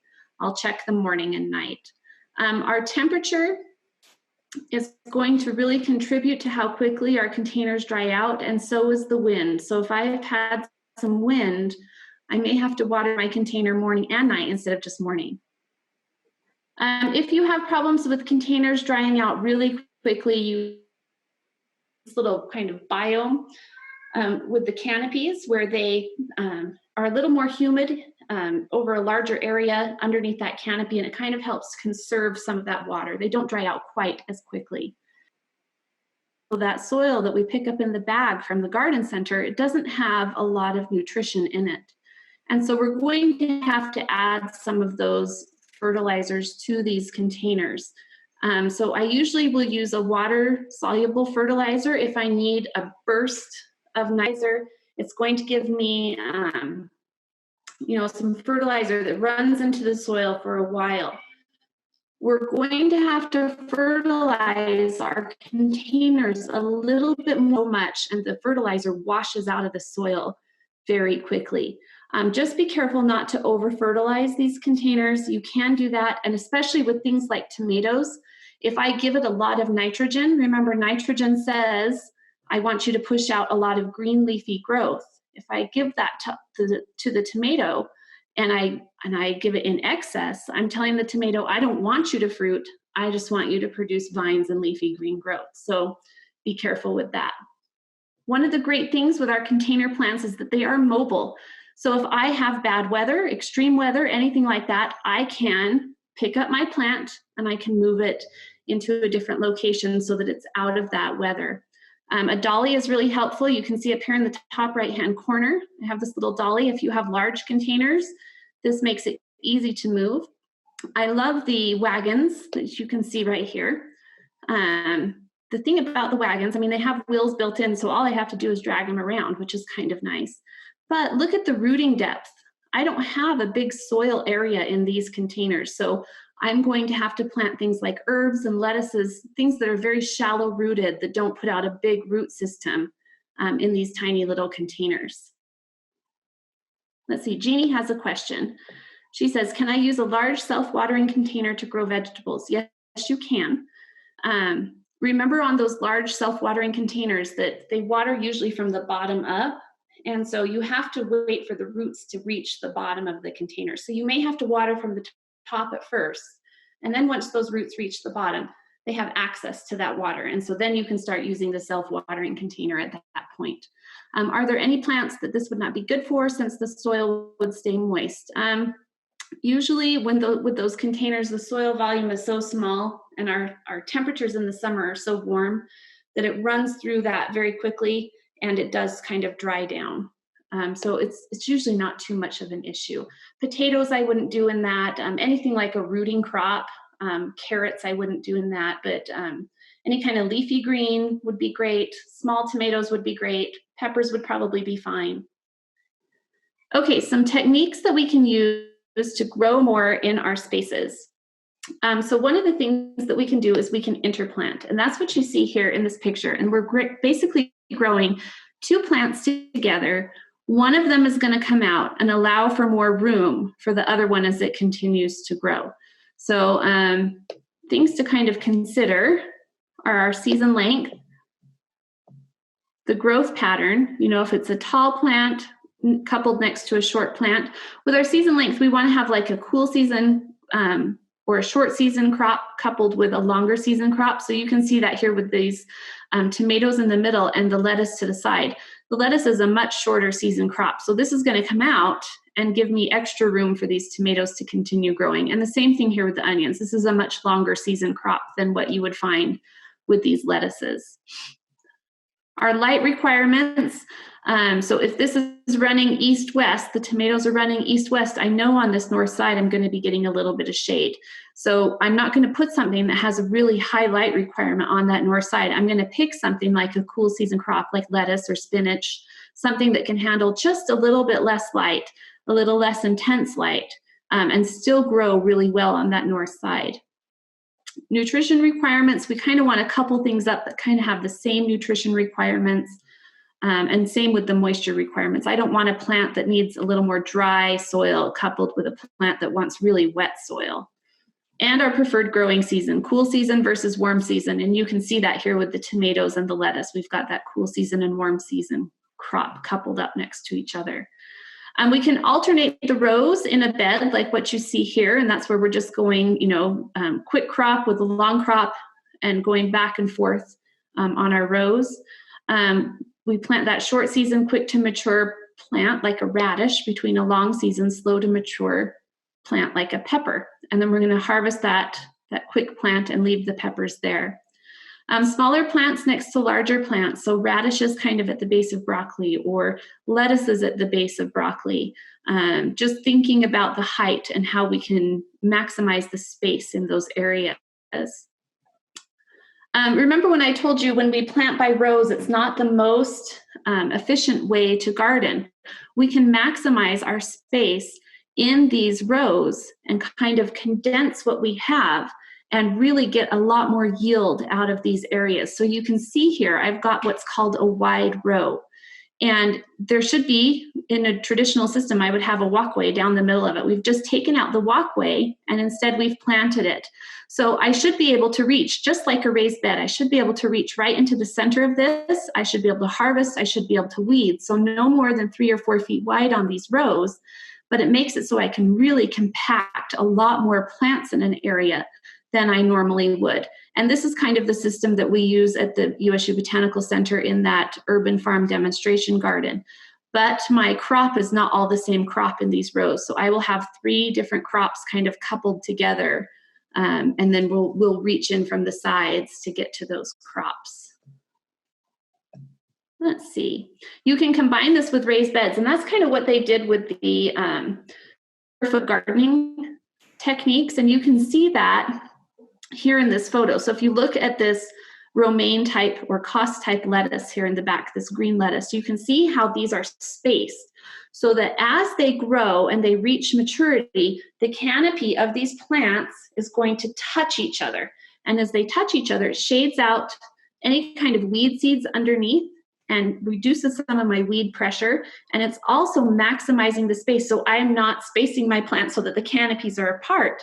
I've really condensed that space and squished them as tight together as I can without creating too much competition for nutrition and water. Sometimes when we plant things too tight, we will create that competition for nutrition and we'll get smaller yields or smaller plants. So we don't want to really squish it so far together that we have problems like that. All right, we just talked about that. Oh, succession planting. My kids hate it when I succession plant. They get so mad at me because instead of having to eat radishes 1 time and be done, they get to eat radishes 4 or 5 times. And so the pain and suffering just continues over a longer period of time for them. But this is where I'm going to schedule some plantings. So I'm going to either go out into my garden, and there's a couple of ways that you can do this. So like with the radishes, I'll plant a section of a row, and then I'll come back and I'll plant the second section of that row 2 weeks later. And then I'll wait another 2 weeks and do the third section. And I just keep working my way down the row. And then as those radishes come out, I can plant a warm season crop, because radishes are cool season. So maybe I plant beans, or I plant squash, or tomatoes, something like that. I will plant in those areas as those radishes come out. So I'm successively harvesting. So instead of having one whole row of radishes that comes on all at the same time, and what in the heck do I do with a whole row of radishes all at once, I'm spacing out my yield, or spacing out my harvest over a number of weeks. And then with the second crop that goes in, I'm going to do the same thing. I'm going to follow with a successive spacing. This keeps our weeds from growing, because we're constantly out in the garden. We're constantly turning things over. So we're getting some of this good turnover. You can also, this helps with crop rotation too, because I'm not planting the same family all the way down that row. So this is essentially another form of crop rotation. So if I have those radishes and followed by beans, you can see how I've got these two different families going in, and I'm going to be reducing some of the pathogen load in the soil, some of the insect pressure that may be in my garden as well. Hey, Sheridan, real quick. Lynette asked about flowers to interplant with vegetables for insect control. Yeah, so a lot of people use things like marigolds. Marigolds are kind of stinky. I haven't found it to be really highly effective. So it's not a perfect system, but it can really help. Some people are using trap crops now, which is a little bit different take on this. And they'll plant on the outside of the garden a crop that attracts those insects. And there's a lot of information online. So you just have to Google trap crops. And I think USU even has some publications on it. And it will pull the insects out to the outer edge of the garden. And then where you plant on the inside, you don't have the same insect pressure. So there's a couple of ways to use these plants to pull insects away. All right, so let's talk a little bit about season extension. So we're going to kind of cover hot caps and cloches, wall of waters, row covers, mulches, floating row covers, low tunnels, cold frames, hotbeds. All of these things are different things that you can use in your garden to get a little bit of frost protection and push your season a little bit earlier or a little bit later in the year. So cloches traditionally are glass, and they're a bell-shaped glass structure that goes over a plant. And you can kind of see that here in this bottom left picture and up here in this top photo. So this is in the 1800s in France, and this gentleman, he's holding a specialized tray that helps him take cloches out into the fields. And they would actually take these cloches out and place them over the plants every single night when the temperatures were iffy. So if they were getting close to the freezing temperature, his job was to go out and get those cloches on before the temperature dropped. That's a really labor-intensive job. But they work really well. These cloches do. How this works is it goes over the plant and it traps a little bit of the infrared radiation. And infrared radiation is a big wavelength in our light that is what gives us warmth. And it traps that radiation in that structure. And over the nighttime, any of that radiation that was trapped in there and absorbed into the soil is going to re-radiate out, be trapped in that bell again, and it slows down the radiation away from the plant. So it keeps that plant just a little bit warmer. Now, I'm not going to get, 5 or 10 degrees of temperature difference between the outside air and inside the cloche. I maybe am going to get 1 or 2 degrees different. And if my temperature drops far enough down, my plant still can freeze inside this cloche. But when our temperatures are just hovering in that iffy area, this is a great thing that you can utilize. You can see that we have a homemade cloche here in the bottom right corner. They've just used like a soda bottle or a Gatorade bottle, whatever this is, and they have a built-in vent on the top. So we can trap so much heat in these during the daytime that we actually burn our plants. So we have to have a little bit of heat release, or we have to have some ventilation. So you just would unscrew the lid on this. That would give you some of that heat exchange and help keep it just a little bit cooler so you don't burn your plant. Hot caps are really similar to cloches. They're bell-shaped, but they're usually made out of an opaque paper, kind of like a wax paper. And you can still find these in some of our local nurseries. Sometimes I'll use them on my basil or on my peppers, some of those really tender plants that don't like to be around 50 degrees. When our temperatures at night drop really close to 50 degrees, I will utilize one of these types of season extension just to make sure that they don't get some of that frost injury. Let's see, we talked about that. Wall of water is a really popular way to season extend. And it does the same thing, just kind of in a little bit different way. So you can see around this tomato plant, I have these little tubes, and these tubes are filled with water. And when we talked about how plants cool themselves, remember I said that water is a really good conductor of heat. So the heat is going to be absorbed into these water tubes all the way around the plant. And then at night, it's going to re-radiate that radiation out of the water in towards the plant. And it's going to keep the plant nice and cool, or nice and warm. This can also help a little bit with wind. It can be a little tough to get your plants in these because we want to set these up and let them warm up before we put our plants in. One of the master gardeners told me what he does is he takes a big PVC pipe or a bucket with the bottom cut out, and he puts it down inside the wall of water, and then he can dig and he can plant, and then the wall of water, when he pulls that back up, the wall of water just kind of sits on the outside and he doesn't have any problems. But there are a few tricks. You guys, this is the great thing about master gardeners, is you guys have each other to talk to and get some of these little tricks down. One of the big questions is, can plants get too big? And you can see in this photo, my little tomato plant is poking out of the top. So what happens when my temperatures drop to 40 degrees that night? And we know that tomatoes don't like temperatures below about 50 degrees. If my temperatures drop, everything that's outside of the wall of water is subject to those freezing temperatures. So I can get cold damage all on these tissues that are poking out.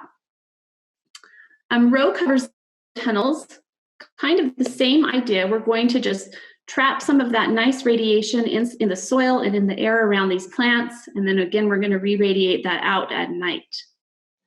This will shelter our plants from winds in addition to cold air.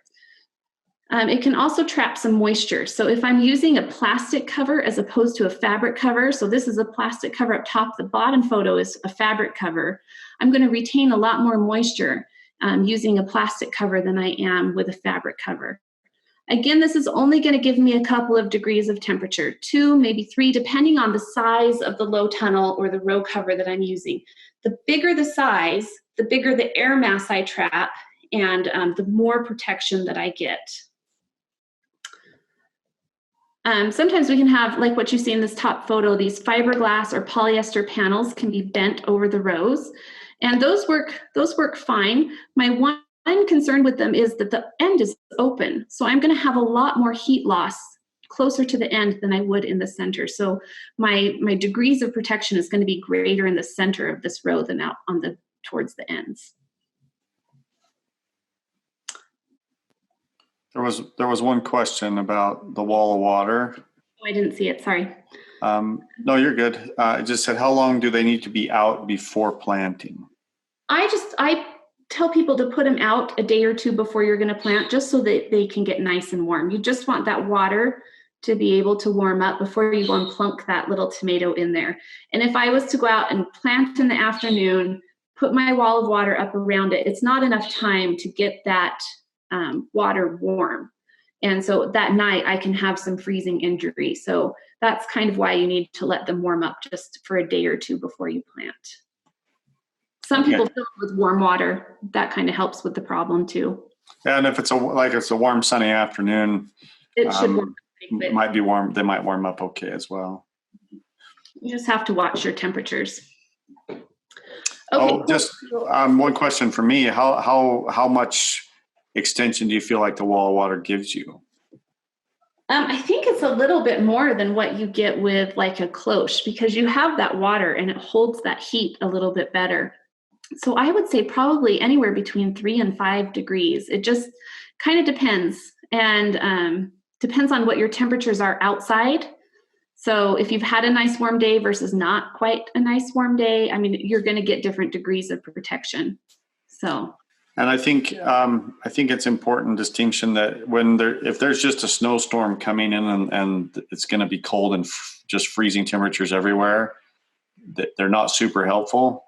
It's when the nighttime temperatures take brief dips down below freezing, right, and then come back up again, because they don't have that much protection.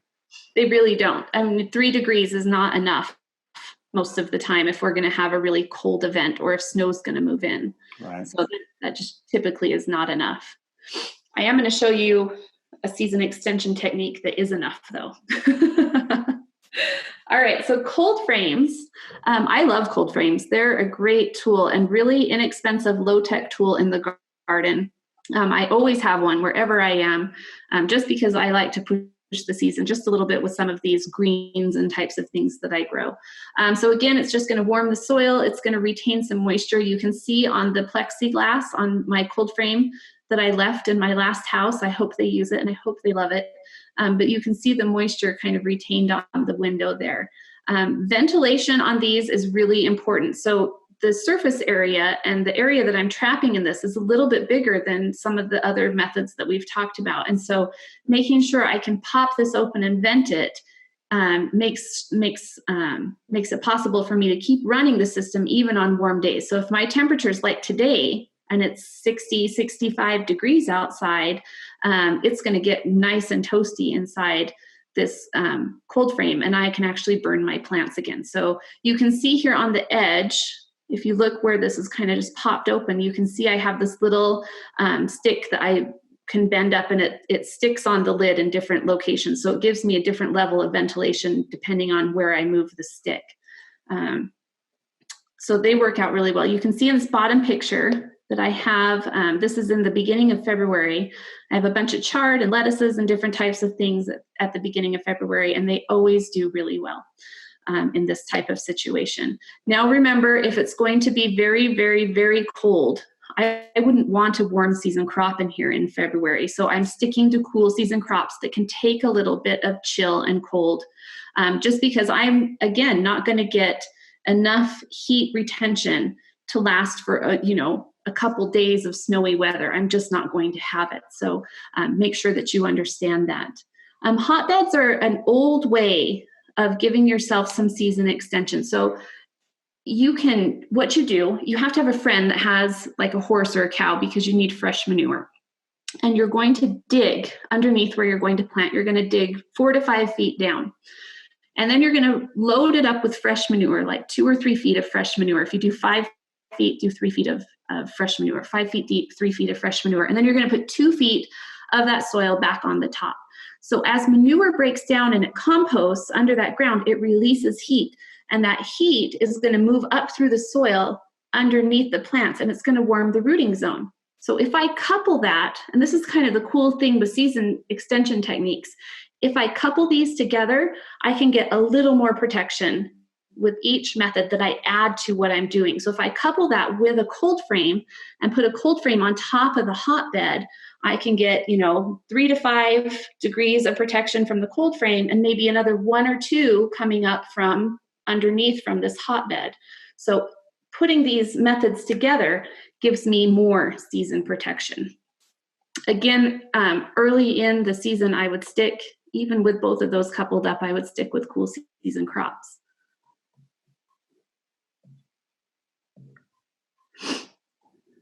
Lynette is asking, what do you think about winter sowing as a method to extend the season? So Lynette, I need you to clarify a little bit for me. Are you thinking of sowing like in the late fall and letting those seeds sit over the winter? Clarify a little bit for me so I can answer your question. Okay, this is kind of the ultimate season extension without without adding heat. This is a high tunnel. High tunnels are fantastic. It's a little more permanent structure than anything that we have seen. So you can see I've got these permanent walls on the end. I've got these ribs. Sometimes these are called caterpillar tunnels because they look like caterpillars with the ribs. But I do have kind of a permanent wall and the permanent structure. Now look at the air mass of this compared to anything else we've talked about. The air mass is massive. So the amount of radiation that I can trap in this high tunnel is so much bigger than anything else that we've discussed. So I'm going to get a lot more frost protection in something like this. Still in the winter, you're going to stick to cool season crops. You're not going to switch to warm season crops until later in the season. So I would be planting tomatoes probably right now in my high tunnel to get some extra, I'm just pushing my season a little bit earlier in the spring so that I can get those tomatoes in, and I'm going to get an earlier crop, earlier than somebody else. And maybe I go to the farmer's market and I have tomatoes before anybody else. That's kind of what we do with these. So we're going to increase earliness. We're going to increase our yields because we're getting things up and to maturity faster, and we spend a lot longer time at maturity. So if I've got tomatoes that continue to produce, I'm going to get a lot more yield out of those tomatoes. And I get great crop quality. Say that 10 times fast, crop quality.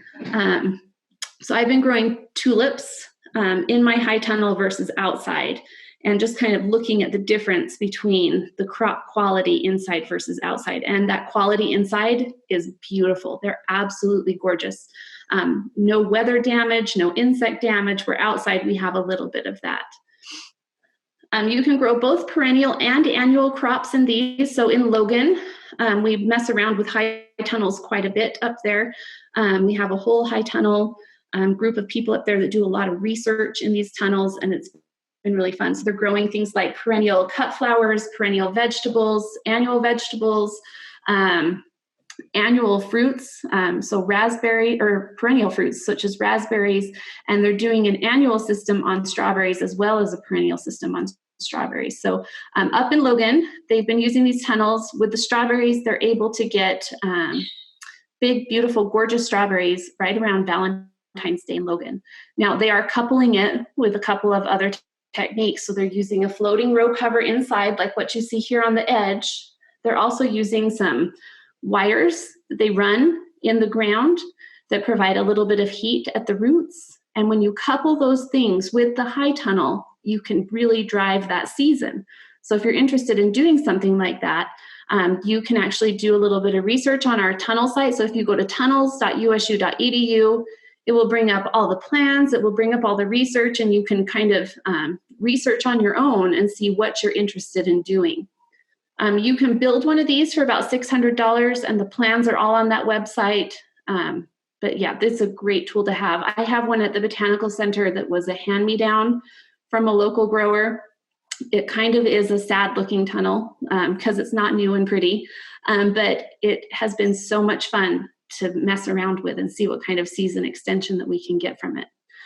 Cynthia asked, do crops stay in the tunnel all summer? And yes, they do. So we can replace this plastic with a shade cloth in the summer, or we can just take it off and we just don't have the plastic because, so remember, we're trapping that heat. And if my temperatures are 90 degrees outside, my temperatures in the tunnel are going to be really high. So ventilation in these is extremely important. So you can see on this door, there's like a transom window that pops down. I can pull the plastic up on the sides. That gives me ventilation also. Or I can open the whole door, and there's a door on the other end that you can't see, which is where I'm standing in the photo. So ventilation becomes really important. On a 60 or 70 degree day inside my tunnel, it will easily be 90 or 95 without ventilation. So you can see the amount of heat that I'm trapping. Now, when the temperatures drop really low in the winter, I'm not going to be able to continue to trap radiation, especially in January and February. So January and February are our most limiting months with high tunnels. And so we don't grow a lot of crops in the tunnels in January and February. We'll stick to things like bok choy, sometimes some lettuces or spinach type things. But other than that, we don't grow much in those tunnels in those months, just because I can't trap the radiation and I can't keep the temperature up at night because I don't have that radiation because it's so cold outside. Lynette, she expanded. So in the early spring in a gallon-sized milk jug. So yeah, that's basically a cloche. You're using a cloche. So you would sow things that are cool season crops, get them going a little bit earlier in that cloche. And there's a lot of people that do that and it works really well. Okay, questions before we dive into fall vegetable gardens. Does anybody have any questions that they want to type in? So there's nothing in the chat, but I did give permission if they want to temporarily unmute their mic and actually speak to a human. I would love to speak to a human. Yeah, they can do that.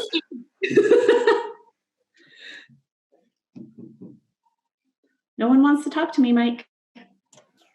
Oh, they're all probably getting something to eat. Me too. Not really. All right. We'll keep going then. Okay, so I asked people, what about fall vegetable gardens? And this is really a fun question to ask when I'm teaching you live because everybody goes, oh, fall vegetables. And I say, yeah, why don't you do it? And everybody goes, because we're tired. And it's true. By the time we get to thinking about fall vegetable gardens, we don't even want to talk about it. We're so sick of gardening by then, we just don't even want to think of that as a possibility. Okay, I have a question. So those the high tunnels, they run north and south, right? If you have like an east wind, up where I am, we get really nasty east winds. So my short side is facing east. So yes, my rows inside run east-west. But you can change it however you need to. It's just you've got to take those winds into account. So these can withstand about 60-mile-an-hour winds. And you have to keep the doors closed when it's windy or it becomes a parachute. Those are kind of the two little caveats there with the wind. I would just add as far as like orientation north to south, and you were muted during the first part of that. Oh, sorry. Again, my mistake. But the orientation of the greenhouse, if it's just one house, one small one, or they're not connected together, or there's a little bit of space between them, is actually not as important, especially if it's just one little greenhouse. If it runs east to west, it's actually not a huge deal. It's where you have multiple houses or other things in the way that are causing shading because of the angle of the sun. But if it's just one house by itself, it honestly doesn't really matter that much. It would matter more if we were farther north, but where we are, it's usually okay. Awesome. Thank you for adding that, Mike. Yeah, so I'm sorry I was muted. I didn't know I was. Sorry. But yeah, so prevailing winds is what I was talking about. Hopefully you got that. You orient towards your highest prevailing wind. So with our fall vegetable gardens, this is where we get that second or late planting of a lot of our vegetables for fall harvest. And we're going to stick to cool season crops because our temperatures are going to be dropping and we want something that can withstand those cooler temperatures. So spinach, turnips, carrots, broccoli, cabbage, cauliflower, all the broccoli, cole crop, brassica type things. We just want to be able to withstand those cooler temperatures, and we want to have great tasting vegetables. And most of these cool season vegetables taste a lot better when they're ripened as we go into a cool season versus when we plant in the spring and we're going into a warm season. So the sugars break down a little bit better and they taste a little bit better in the fall. So how you know when to plant in a fall vegetable garden is you need to know your first frost date in the fall. And usually for the Wasatch Front, it's around October 5th. So you guys should be pretty close to that. And then I'm going to look at my seed packer or the little transplant that I bring home, and on it will tell me the number of days to maturity. So if it says 45 days to maturity, I'm going to count back from October 5th. I'm going to count back 45 days. And then because my temperatures are getting cooler and cooler temperatures slow plant growth a little bit, I'm going to add 2 weeks to that number. So I'm going to count back even more, another 14 days. That's just going to make sure that I can get that crop to maturity before the cold weather really sets in. Usually we're planting, depending on the crop, somewhere in July or August. Every now and then it's at the end of June. So it just depends on those days to maturity.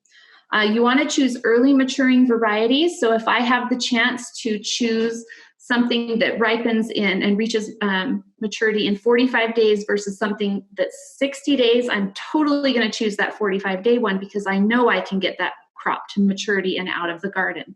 And then you're going to couple this with season extension as necessary. So using a floating row cover, that type of thing, or, you know, if I want to put it in a cold frame or use cloches, however I want to do it to make sure I can get that to maturity.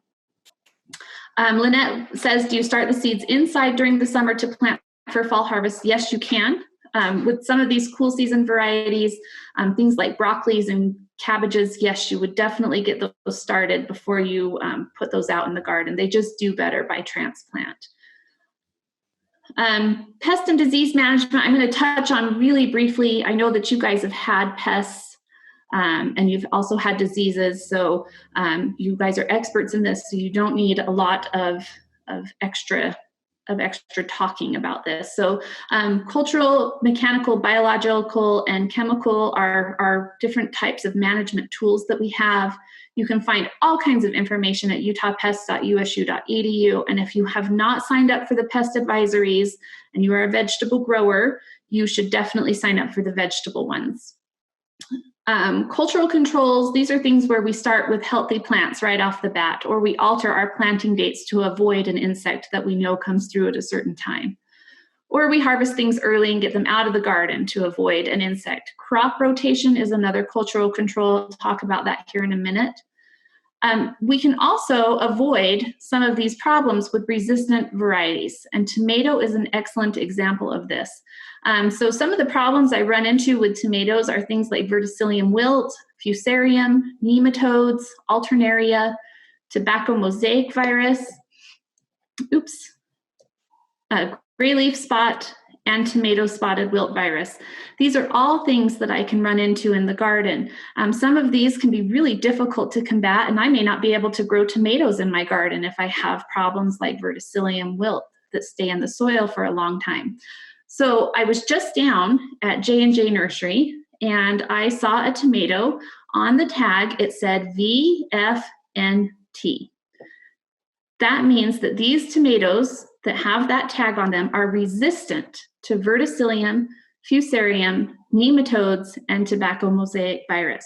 So if I have a problem, I use this resistant variety to work around the problem. Now, sometimes these resistant varieties don't come in the types of tomatoes that I really want to eat. And that's where you take a grafting class from Mike and you learn how to graft that resistant variety onto the rootstock of the tomato, and you graft the variety that you want to eat onto the top part of the tomato. And so you want to take advantage of Mike's knowledge on grafting and learn how to do this. Mechanical controls, this is where we remove disease plants. We don't want to leave those disease plants in the garden because we're just asking for disease to pop back up the next year. We're going to be very sanitary and clean up our beds. Things like squash bugs, we go out and we remove those insects and those eggs by hand if we have to. We can use barriers, traps, screens, row covers, all of those different things. Biological controls are my favorite because it's honestly like watching a horror movie. It's the best thing ever. So lady beetles and aphids, that's kind of our classic example. Those lady beetles come in as immatures and they're voracious. They eat so many aphids, it's crazy how many they'll eat. But there are all different kinds of biological controls that we can utilize in the garden. I get asked about poultry in the garden, so letting your chickens be a biological control agent in the garden. I have about 30 chickens, and what I have found with them is I cannot let them into my garden because they like to eat the tomatoes as much as I do.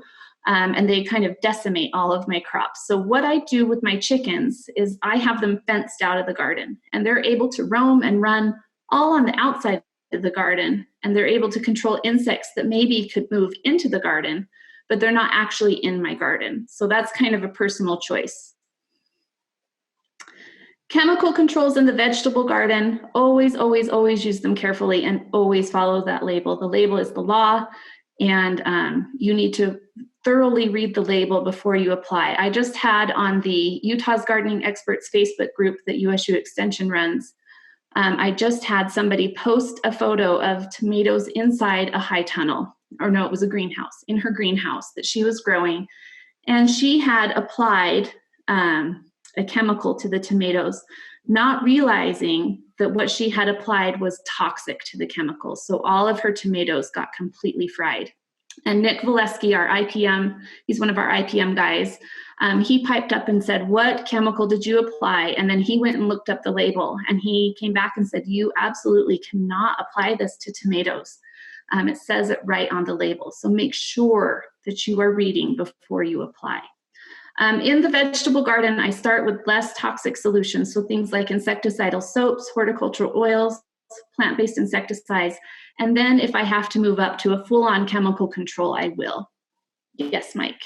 So just to follow up with that about the pesticides, if you're in a high tunnel or something like that, you really, in order to follow the law, you actually should use products that are actually registered for greenhouse use. They'll be specific, and you might actually buy a similar product as you might for a landscape, but because the greenhouse environment is very different than the landscape environment, the labeling is different.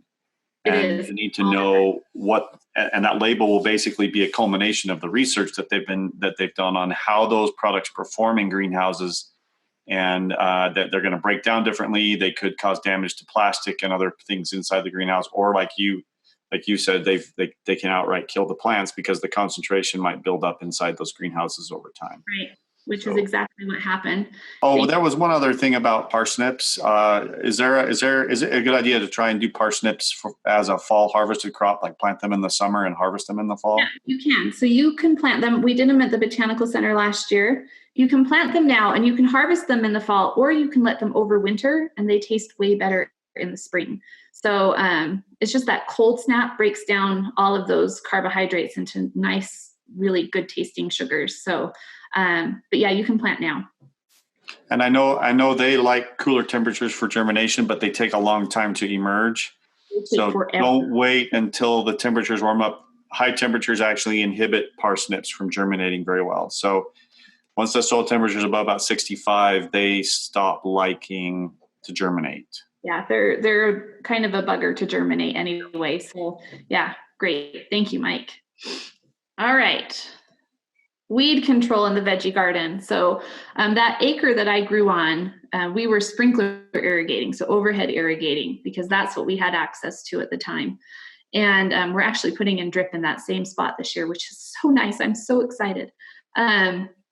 But we would have purslane start to come up. And if I was not on top of the purslane, the minute it germinated, it took over the entire world. And it was just like this cartoon.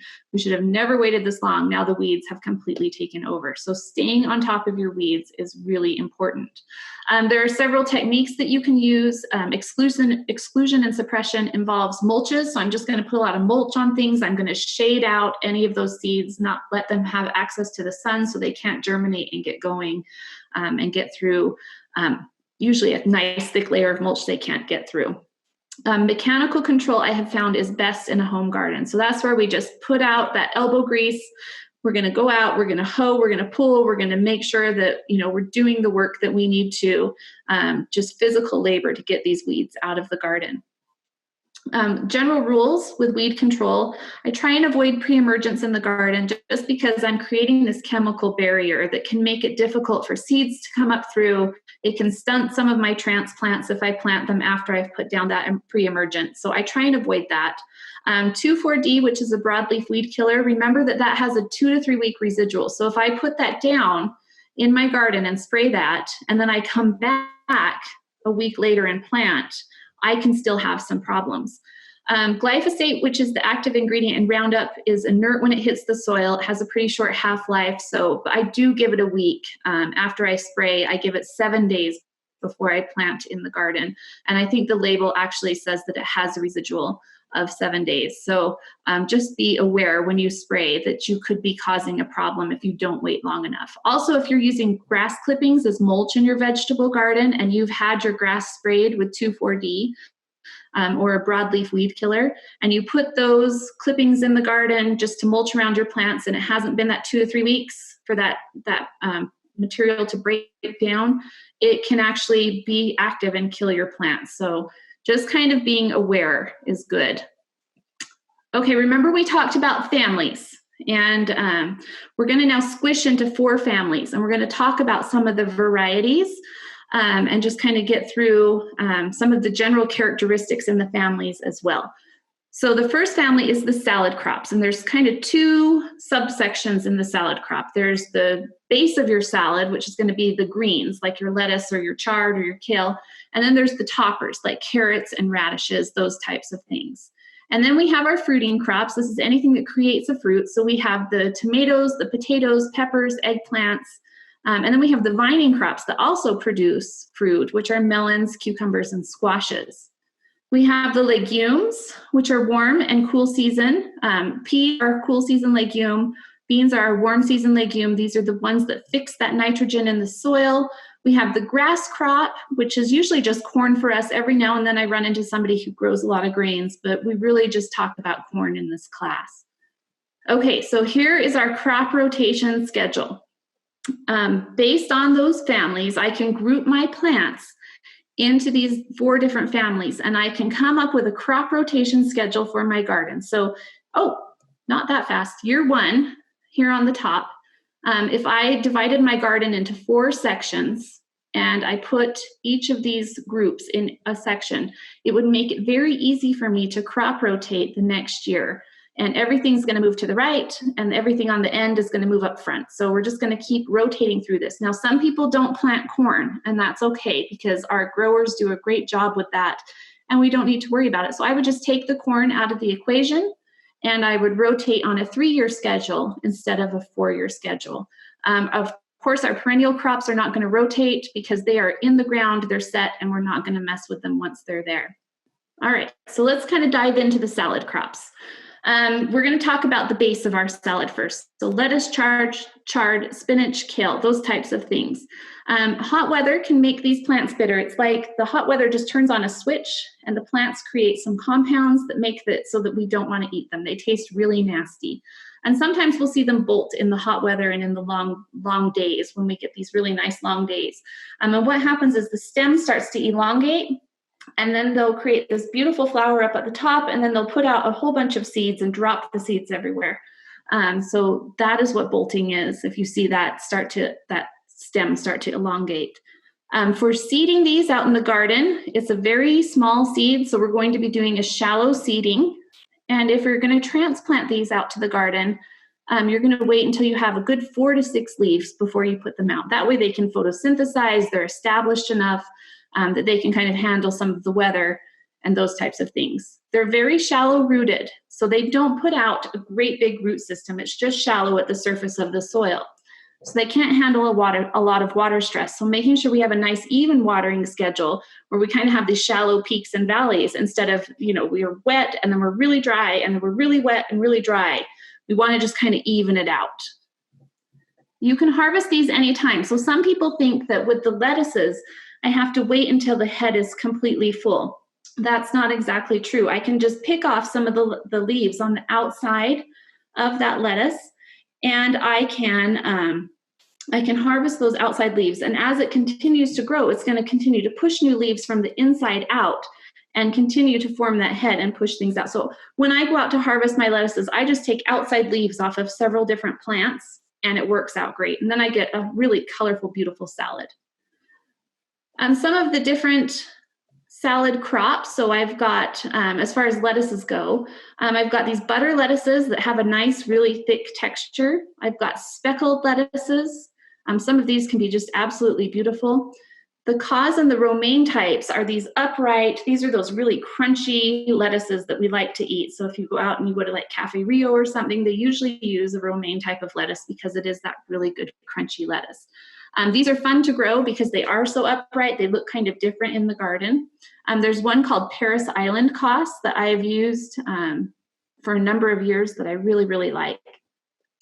The red oak leaf lettuces, these are some of my most favorites. They have these very toothed and ridged types of leaves, and they're just absolutely beautiful, really stunning. A couple of varieties, Lolo Rosso is a great one. Red Mascara is another fun one. There are heirloom varieties that you can get, which means that those types of plants have been around for 50 or more years. They're open pollinated and genetically stable so that you don't get a lot of genetic variability. But they sometimes will have these beautiful blush colors on them. Wherever the sun hits, you can see that kind of purple color or red color develop on the leaves, and they're really pretty. The mixes I don't love so much, and that's just kind of a personal thing for me, but some people love them. They work really well for other people. The thing about them that kind of bugs me is that some of them reach maturity a lot faster than others. So, you know, I'm constantly trying to keep up with which one is going to reach maturity next. The salad toppers, our cauliflower, our broccoli, our radishes, our cabbage, and our carrots. These are cool season. Again, shallow seed depth, really tiny seeds that we're going to just put on the surface of the soil. Things like cabbage, broccoli, and cauliflower, they're better to transplant. So we're not going to start those from seed out in the garden. We're going to get those going in the house. The ones that are not a taproot, like the cabbage, broccoli, and cauliflower, are shallow rooted. They can't handle water stress again. So again, we need that nice even watering schedule. And you're going to harvest when the head size is full or when the root has sized.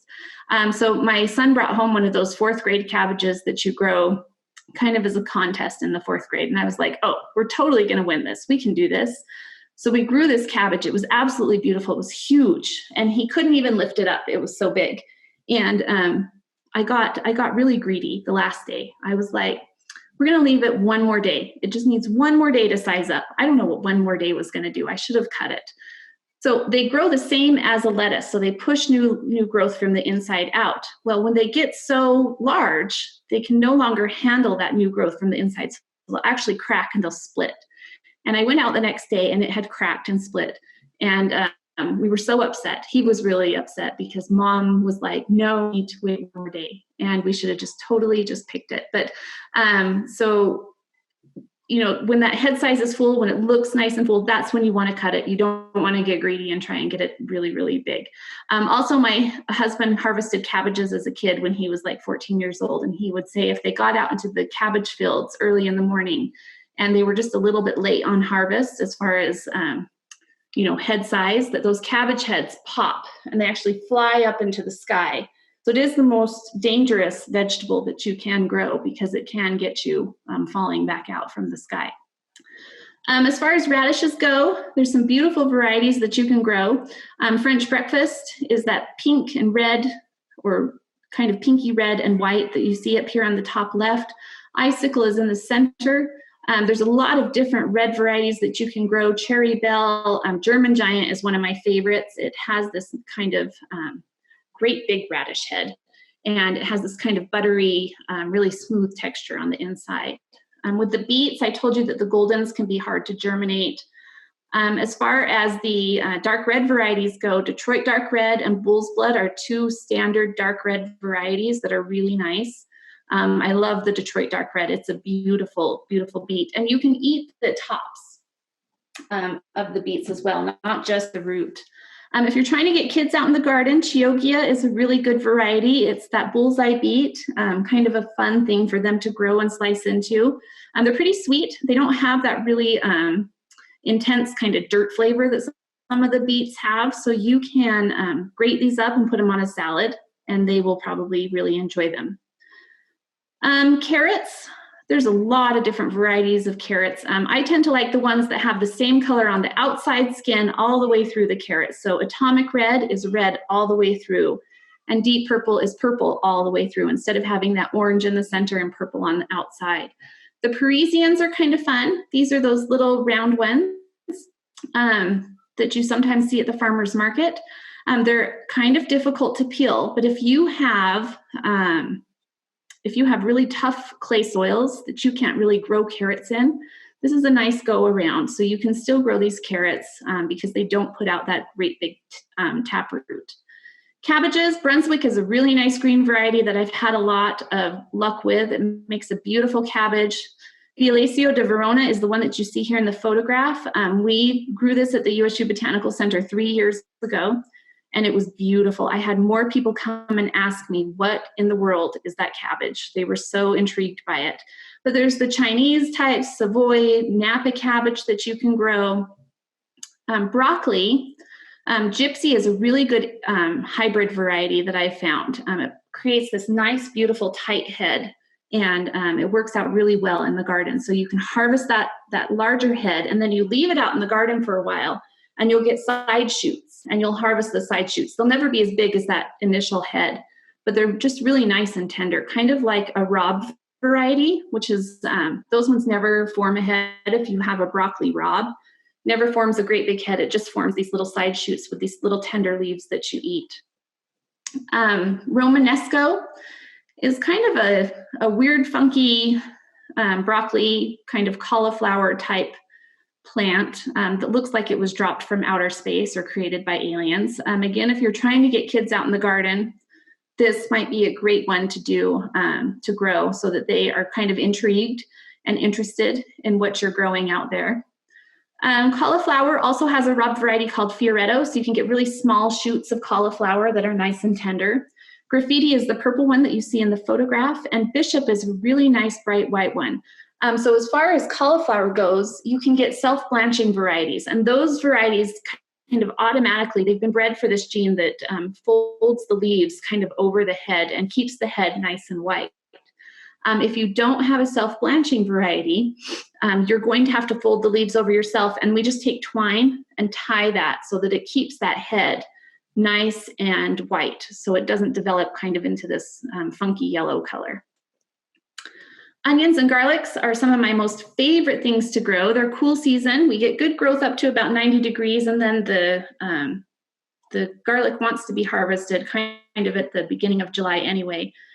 And the garlic kind of slows, or the onions kind of slow down at that point. For seeding with the onions, they're shallow seeded. I tend to start them inside in trays and get them going, and then I'll move them outside. They can be a little bit tough to germinate. Garlic, we're going to take one of these bulbs, this whole head, and we're going to pop that apart into individual cloves. And those individual cloves become our seed. And we place those in the ground 3 inches deep, about 5 to 9 inches apart, and we plant it in the fall. And what happens over the winter is that little clove is going to start creating a nice root system. And that root system is going to get pretty extensive by the time spring rolls around. And then as soon as the soils begin to warm, you'll start to see leaf shoots come up. And I think that's why it's one of my most favorite things to grow, is because it's like the first sign of spring for me in the garden. The garlic is up, we made it through winter, everything's going to be okay. If you're going to transplant onions out to the garden, you transplant out when you're about 6 leaves. And onions are really shallow rooted. They cannot handle drought stress at all. So if you've tried to grow onions and they don't size up, one of the things you want to look at is irrigation. We want that nice, even irrigation, that nice, evenly moist soil. We also know that onions cannot handle a lot of weed pressure. So if you've allowed weeds to come in, that will really decrease your bulb size on your onions. And they have to have some good nutrition. So making sure that they have those macronutrients is really important. With our garlic, we're going to harvest it when the first 2 bottom leaves start to turn yellow. And with our onions, we'll harvest when the tops start to flop over. And both of them must be cured. So with our onions, I tend to pull them out of the garden and put them in a nice, dry, kind of shady spot where they can sit for a while. And I'll let them sit out for a week or 2. And the paper will start to develop. So those outer layers of the onion will start to dry down, and that paper develops. And that's what keeps them retaining moisture and makes them so that they're storable for a really long time. With the garlic, when we cure it, we actually will hang it. We won't cut the stems off of it at all. And we'll hang it in a nice dry location that's kind of shady. The garlic can burn if you leave it out in the sun. So put it somewhere shady. And I let that cure for a couple of weeks. And then I come back and I cut those stems off, or I braid it, or do whatever I need to. With the garlic, there's kind of two categories that we can plant. There's a soft neck variety, and this is the kind of garlic that we braid. And that's because right above the bulb where our leaves start to come out, it's nice and flexible and pliable. It doesn't have a hard stem. So that's the kind that I can really easily braid. In Chilean Red, Laura's Italian, Early Red Italian are some really great soft neck varieties that I've had great luck with.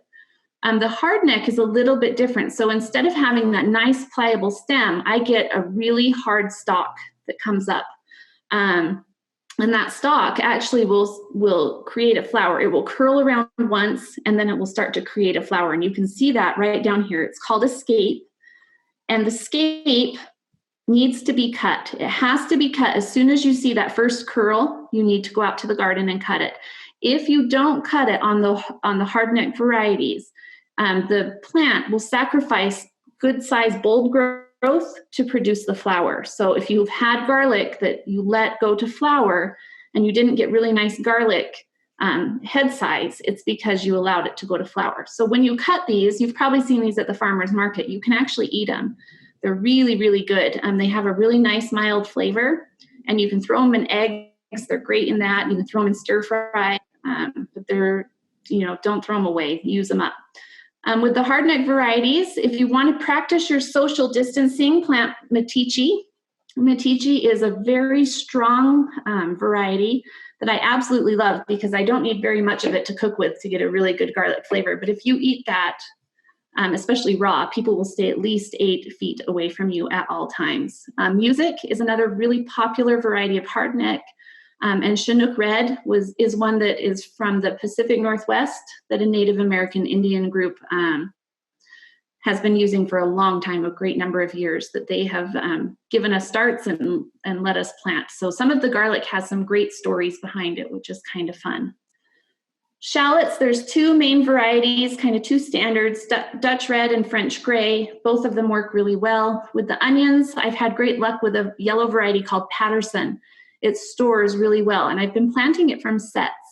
So sets is just like somebody started the seeds for you, but then they cut the tops off and they ship them. You can pick them up at your local nursery, and they kind of look like really dried out little bits of onion. And you plop those in the ground and they work really well. You think, oh, they're so dead, but no, they grow really fast and really well. So I've been doing sets with the Patterson, and it's been great.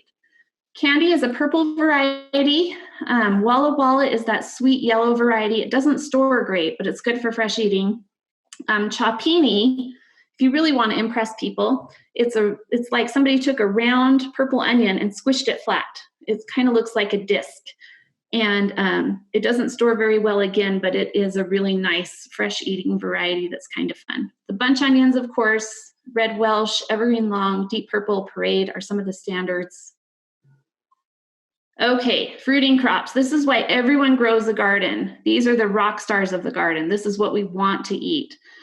Tomatoes, peppers, and eggplants. These are warm season. They do not like temperatures below 50 degrees. So if you've planted a tomato out in the garden and the nighttime temperatures are right around 50 degrees and it's not putting on any growth, it's because it gets a little bit of cell damage at 50 degrees. And so instead of putting on new growth every morning, the tomato is focused on, when the temperatures warm up, it's focused on repairing some of that cell damage instead of putting on new growth.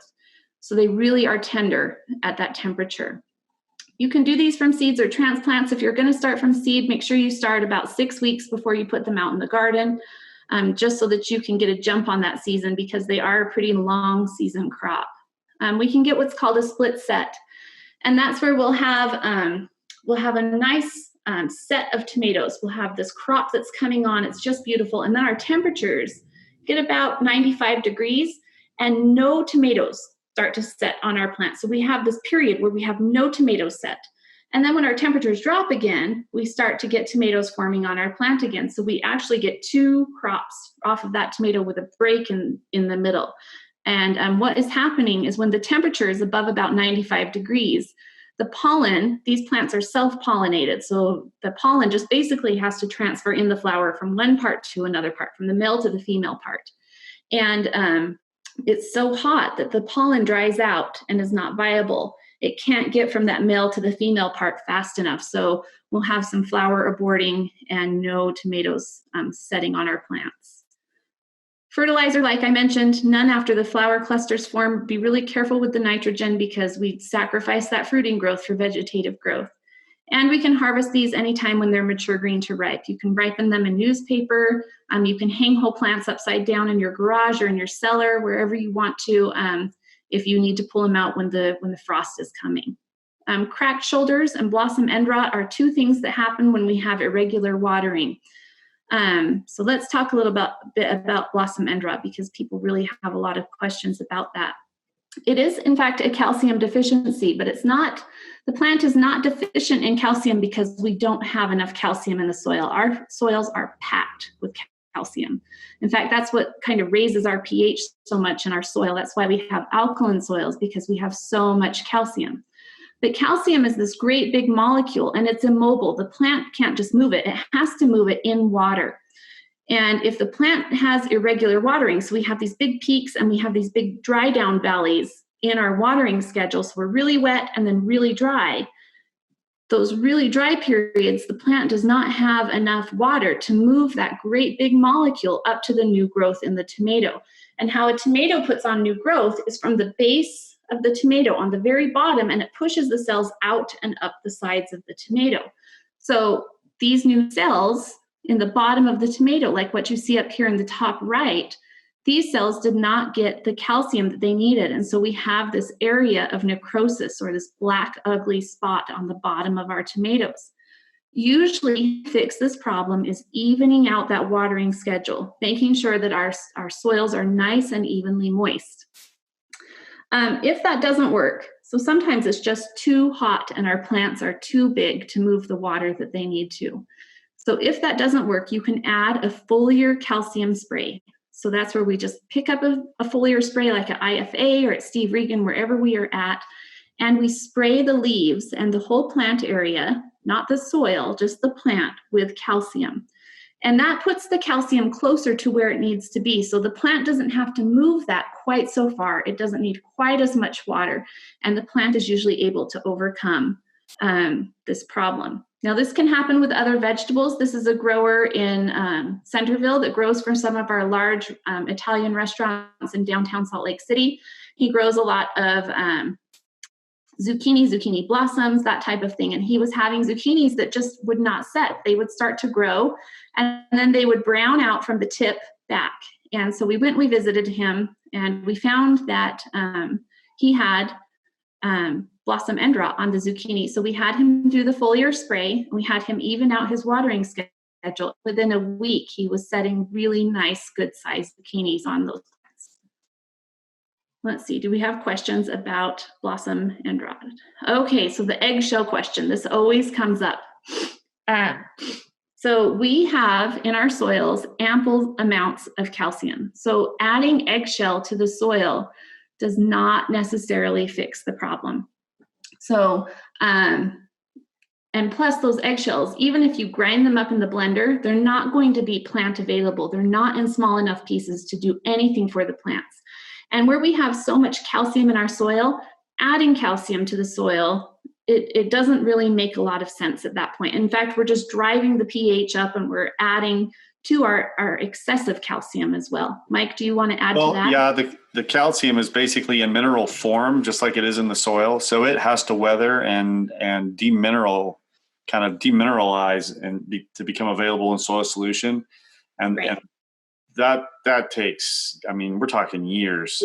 Yeah. So it's really, it makes people feel good. Maybe they're recycling stuff or composting it, but it does really no good to the plant. It really doesn't. So it's a nice idea. What I do with my eggshells, if you are a chicken owner, feed your eggshells back to your chickens because they need that calcium to be able to make new eggshells.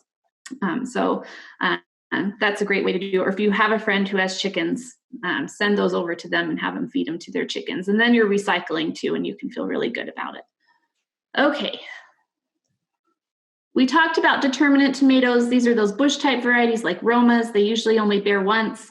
Those paste tomatoes. The indeterminate ones are the ones I trellis. They bear continually, and you'll have these nice long vines and this continued growth. I had an uncle who owned a citrus grove out in Palm Springs, and he wanted to see how large he could grow a tomato. So he had a really nice climate that didn't have freezing temperatures, so he could continue to grow. And those environmental conditions were perfect for growing for a very long time. So he grew this tomato. It got all the way to the top of the telephone pole. And then, then the fruit was at the top of the telephone pole. So that didn't make a lot of sense. So he cut it down. But it just goes to show you that as long as the environmental conditions are, acceptable for that tomato to continue growth, they will continue to vine for as long as they can. Hybrids and heirlooms. This is where the room usually divides in half. Hybrid people go on one side, heirloom people go on the other side, and we throw tomatoes at each other until we figure out who's right. Really, people are very loyal to their tomato camp. They love the tomatoes that they grow, and I totally get that. I love the tomatoes I grow. I'm an heirloom girl through and through, but there are some fantastic hybrids out there. So the hybrids have been bred to produce really high yields. So they have incredible yields on some of these plants, really even-sized fruit, beautiful fruit, and they have been working on hybridizing some of these plants to compete with some of the heirlooms as far as flavors and colors go. So you can find some great hybrids out there. So, but the heirlooms, like I said, heirlooms are open pollinated. They're 50 plus years old. They've been around for a long time. They have a story usually associated with them. So mortgage lifter, somebody paid off their mortgage by developing and selling that tomato. Kellogg's breakfast was found by a man named, his last name was Kellogg, and he worked on the railroad lines, and he found that tomato on the side of the railroad just growing, and he saved seeds from that. So I mean, there's some great stories that they're kind of romanticized, and I think that may be why I'm really, really drawn to heirlooms besides some of the flavors. But there are some cool colors, striping, different shapes. This one up top in the right is called Goldman's Italian American. It's kind of a cross between a paste tomato and a fresh-eating tomato. I use it for sauces, and it is a fantastic tomato. A really high yielder, too, but you get this beautiful color on that tomato. Costoloto Genovese is another one that is fluted, is what we call it when they're ruffled on the actual fruit. And that one is just a fantastic fresh-eating tomato. You can also use that one in sauces, but you can see the variability that you get on the heirlooms, and the yields usually are not what you get on the hybrids. So do a mix is what I tell people. Plant your favorite heirlooms, find a hybrid or two that you love, or plant your favorite hybrids and find an heirloom or two that you love, and mix it up and really have fun with it. There are so many varieties to try that if we never try something new, I mean, we're going to miss out on a whole world of flavor. So try something new every year. It's really fun. Potatoes, they're kind of a cool season. They're kind of an anomaly. They like to be planted when the weather is cool, but the vines can't handle really cold weather. So they're kind of cool/warm season. We plant these from seed potatoes. So we pick up these potatoes and we're going to cut them into pieces with at least 2 eyes and let them dry overnight. And this is called callousing. This helps them not degrade and rot in the ground. We get some nice uniform watering, which will help drive our yields. And they're vegetative before July, and then they start to form the tubers. Our vining crops, these are things like squash, melons, and cucumbers. They're warm season. They don't like that cool weather. You can transplant or do these from seeds. And you can drought stress these just a little bit before you harvest to get some really nice flavors. I always get asked, when are your melons ready? And these are the 3 things to look for. You want to look for that background color. So on the cantaloupe behind the netting, we'll see that orange color. On the watermelons, we'll see that deep green color. And then you're going to flip it over and look at the ground spot. And that ground spot should be really distinct and kind of creamy colored. And then you look at the vine where it attaches to the melon, and this first little curlicue or tendril, that is a really good sign to us when it's nice and shriveled that it is time to harvest our melons. And all of these three things need to be present in order to do that. You guys have access to this, so I'm not going to kind of go through some of these melons and the cucumbers as well. And we're experts in zucchini because we live in Utah, so we really don't need to discuss the zucchini. Legume crops, these are peas and beans. One of them's cool season, the beans are warm season. You want to soak these before planting. There are bush and vine types, so if you don't want to trellis, look for bush types. And once they start to flower, they've got to have some good water or they will abort those flowers. You can harvest when they're young and tender or leave them on the vines to dry. Sweet corn. One of the things with sweet corn is that we don't like to plant in rows. We like to plant in squares.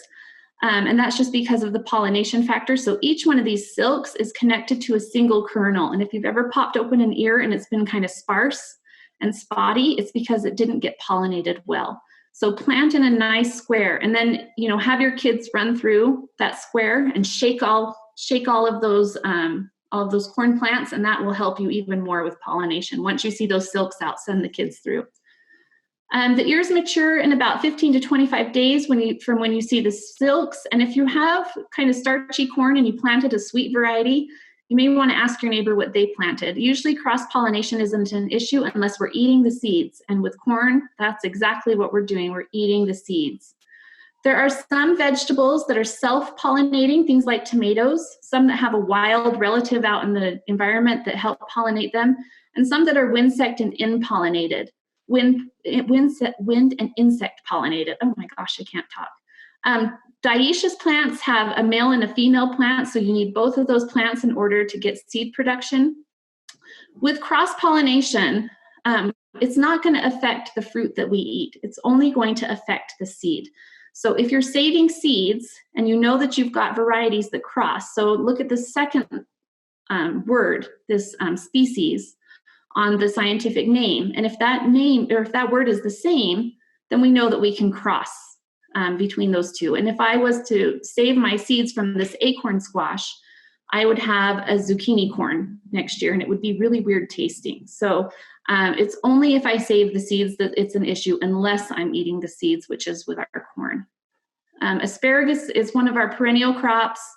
I told you that I had a video that I just released on the USU Extension Facebook page, and I'm going to let you guys watch that, and you guys can find out how to plant the asparagus. It doesn't like to have wet feet, and you want to fertilize it after harvest and then let it go to fern. And then after it has ferned out for a few months, you can cut back those ferns. The ferns capture the sunlight, put carbohydrates into the roots, and that is what gives it energy to produce for the next year. As the years go by, you can harvest more and more out of these plants. And with our rhubarb, that's an ancient plant. We have fossil record of it. You can divide it about every 5 years and share it with a friend. And it doesn't like wet feet either. Fertilize it after harvest. The leaves on these are poisonous. So if you have dogs or kids that get into things, you might want to separate this from those, from those dogs and kids that you love. You want to harvest after it's good and established, after about year 3, about a third of the plant every single year.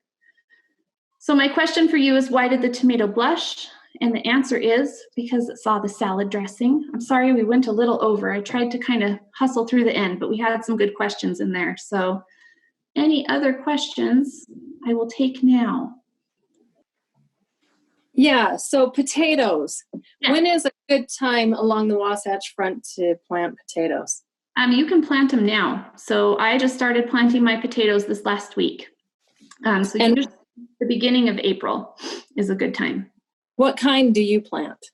So I like Yukons, and I do a red Pontiac, and then I always do something funky. So I'll do the fingerling types, or I'll do the Peruvian purples, or the all blues. I try and mix it up a little bit. You really can't go wrong with most of the potatoes. Oh, where's the best place to buy heirlooms? I see Mike answered. Baker's Creek is another good one.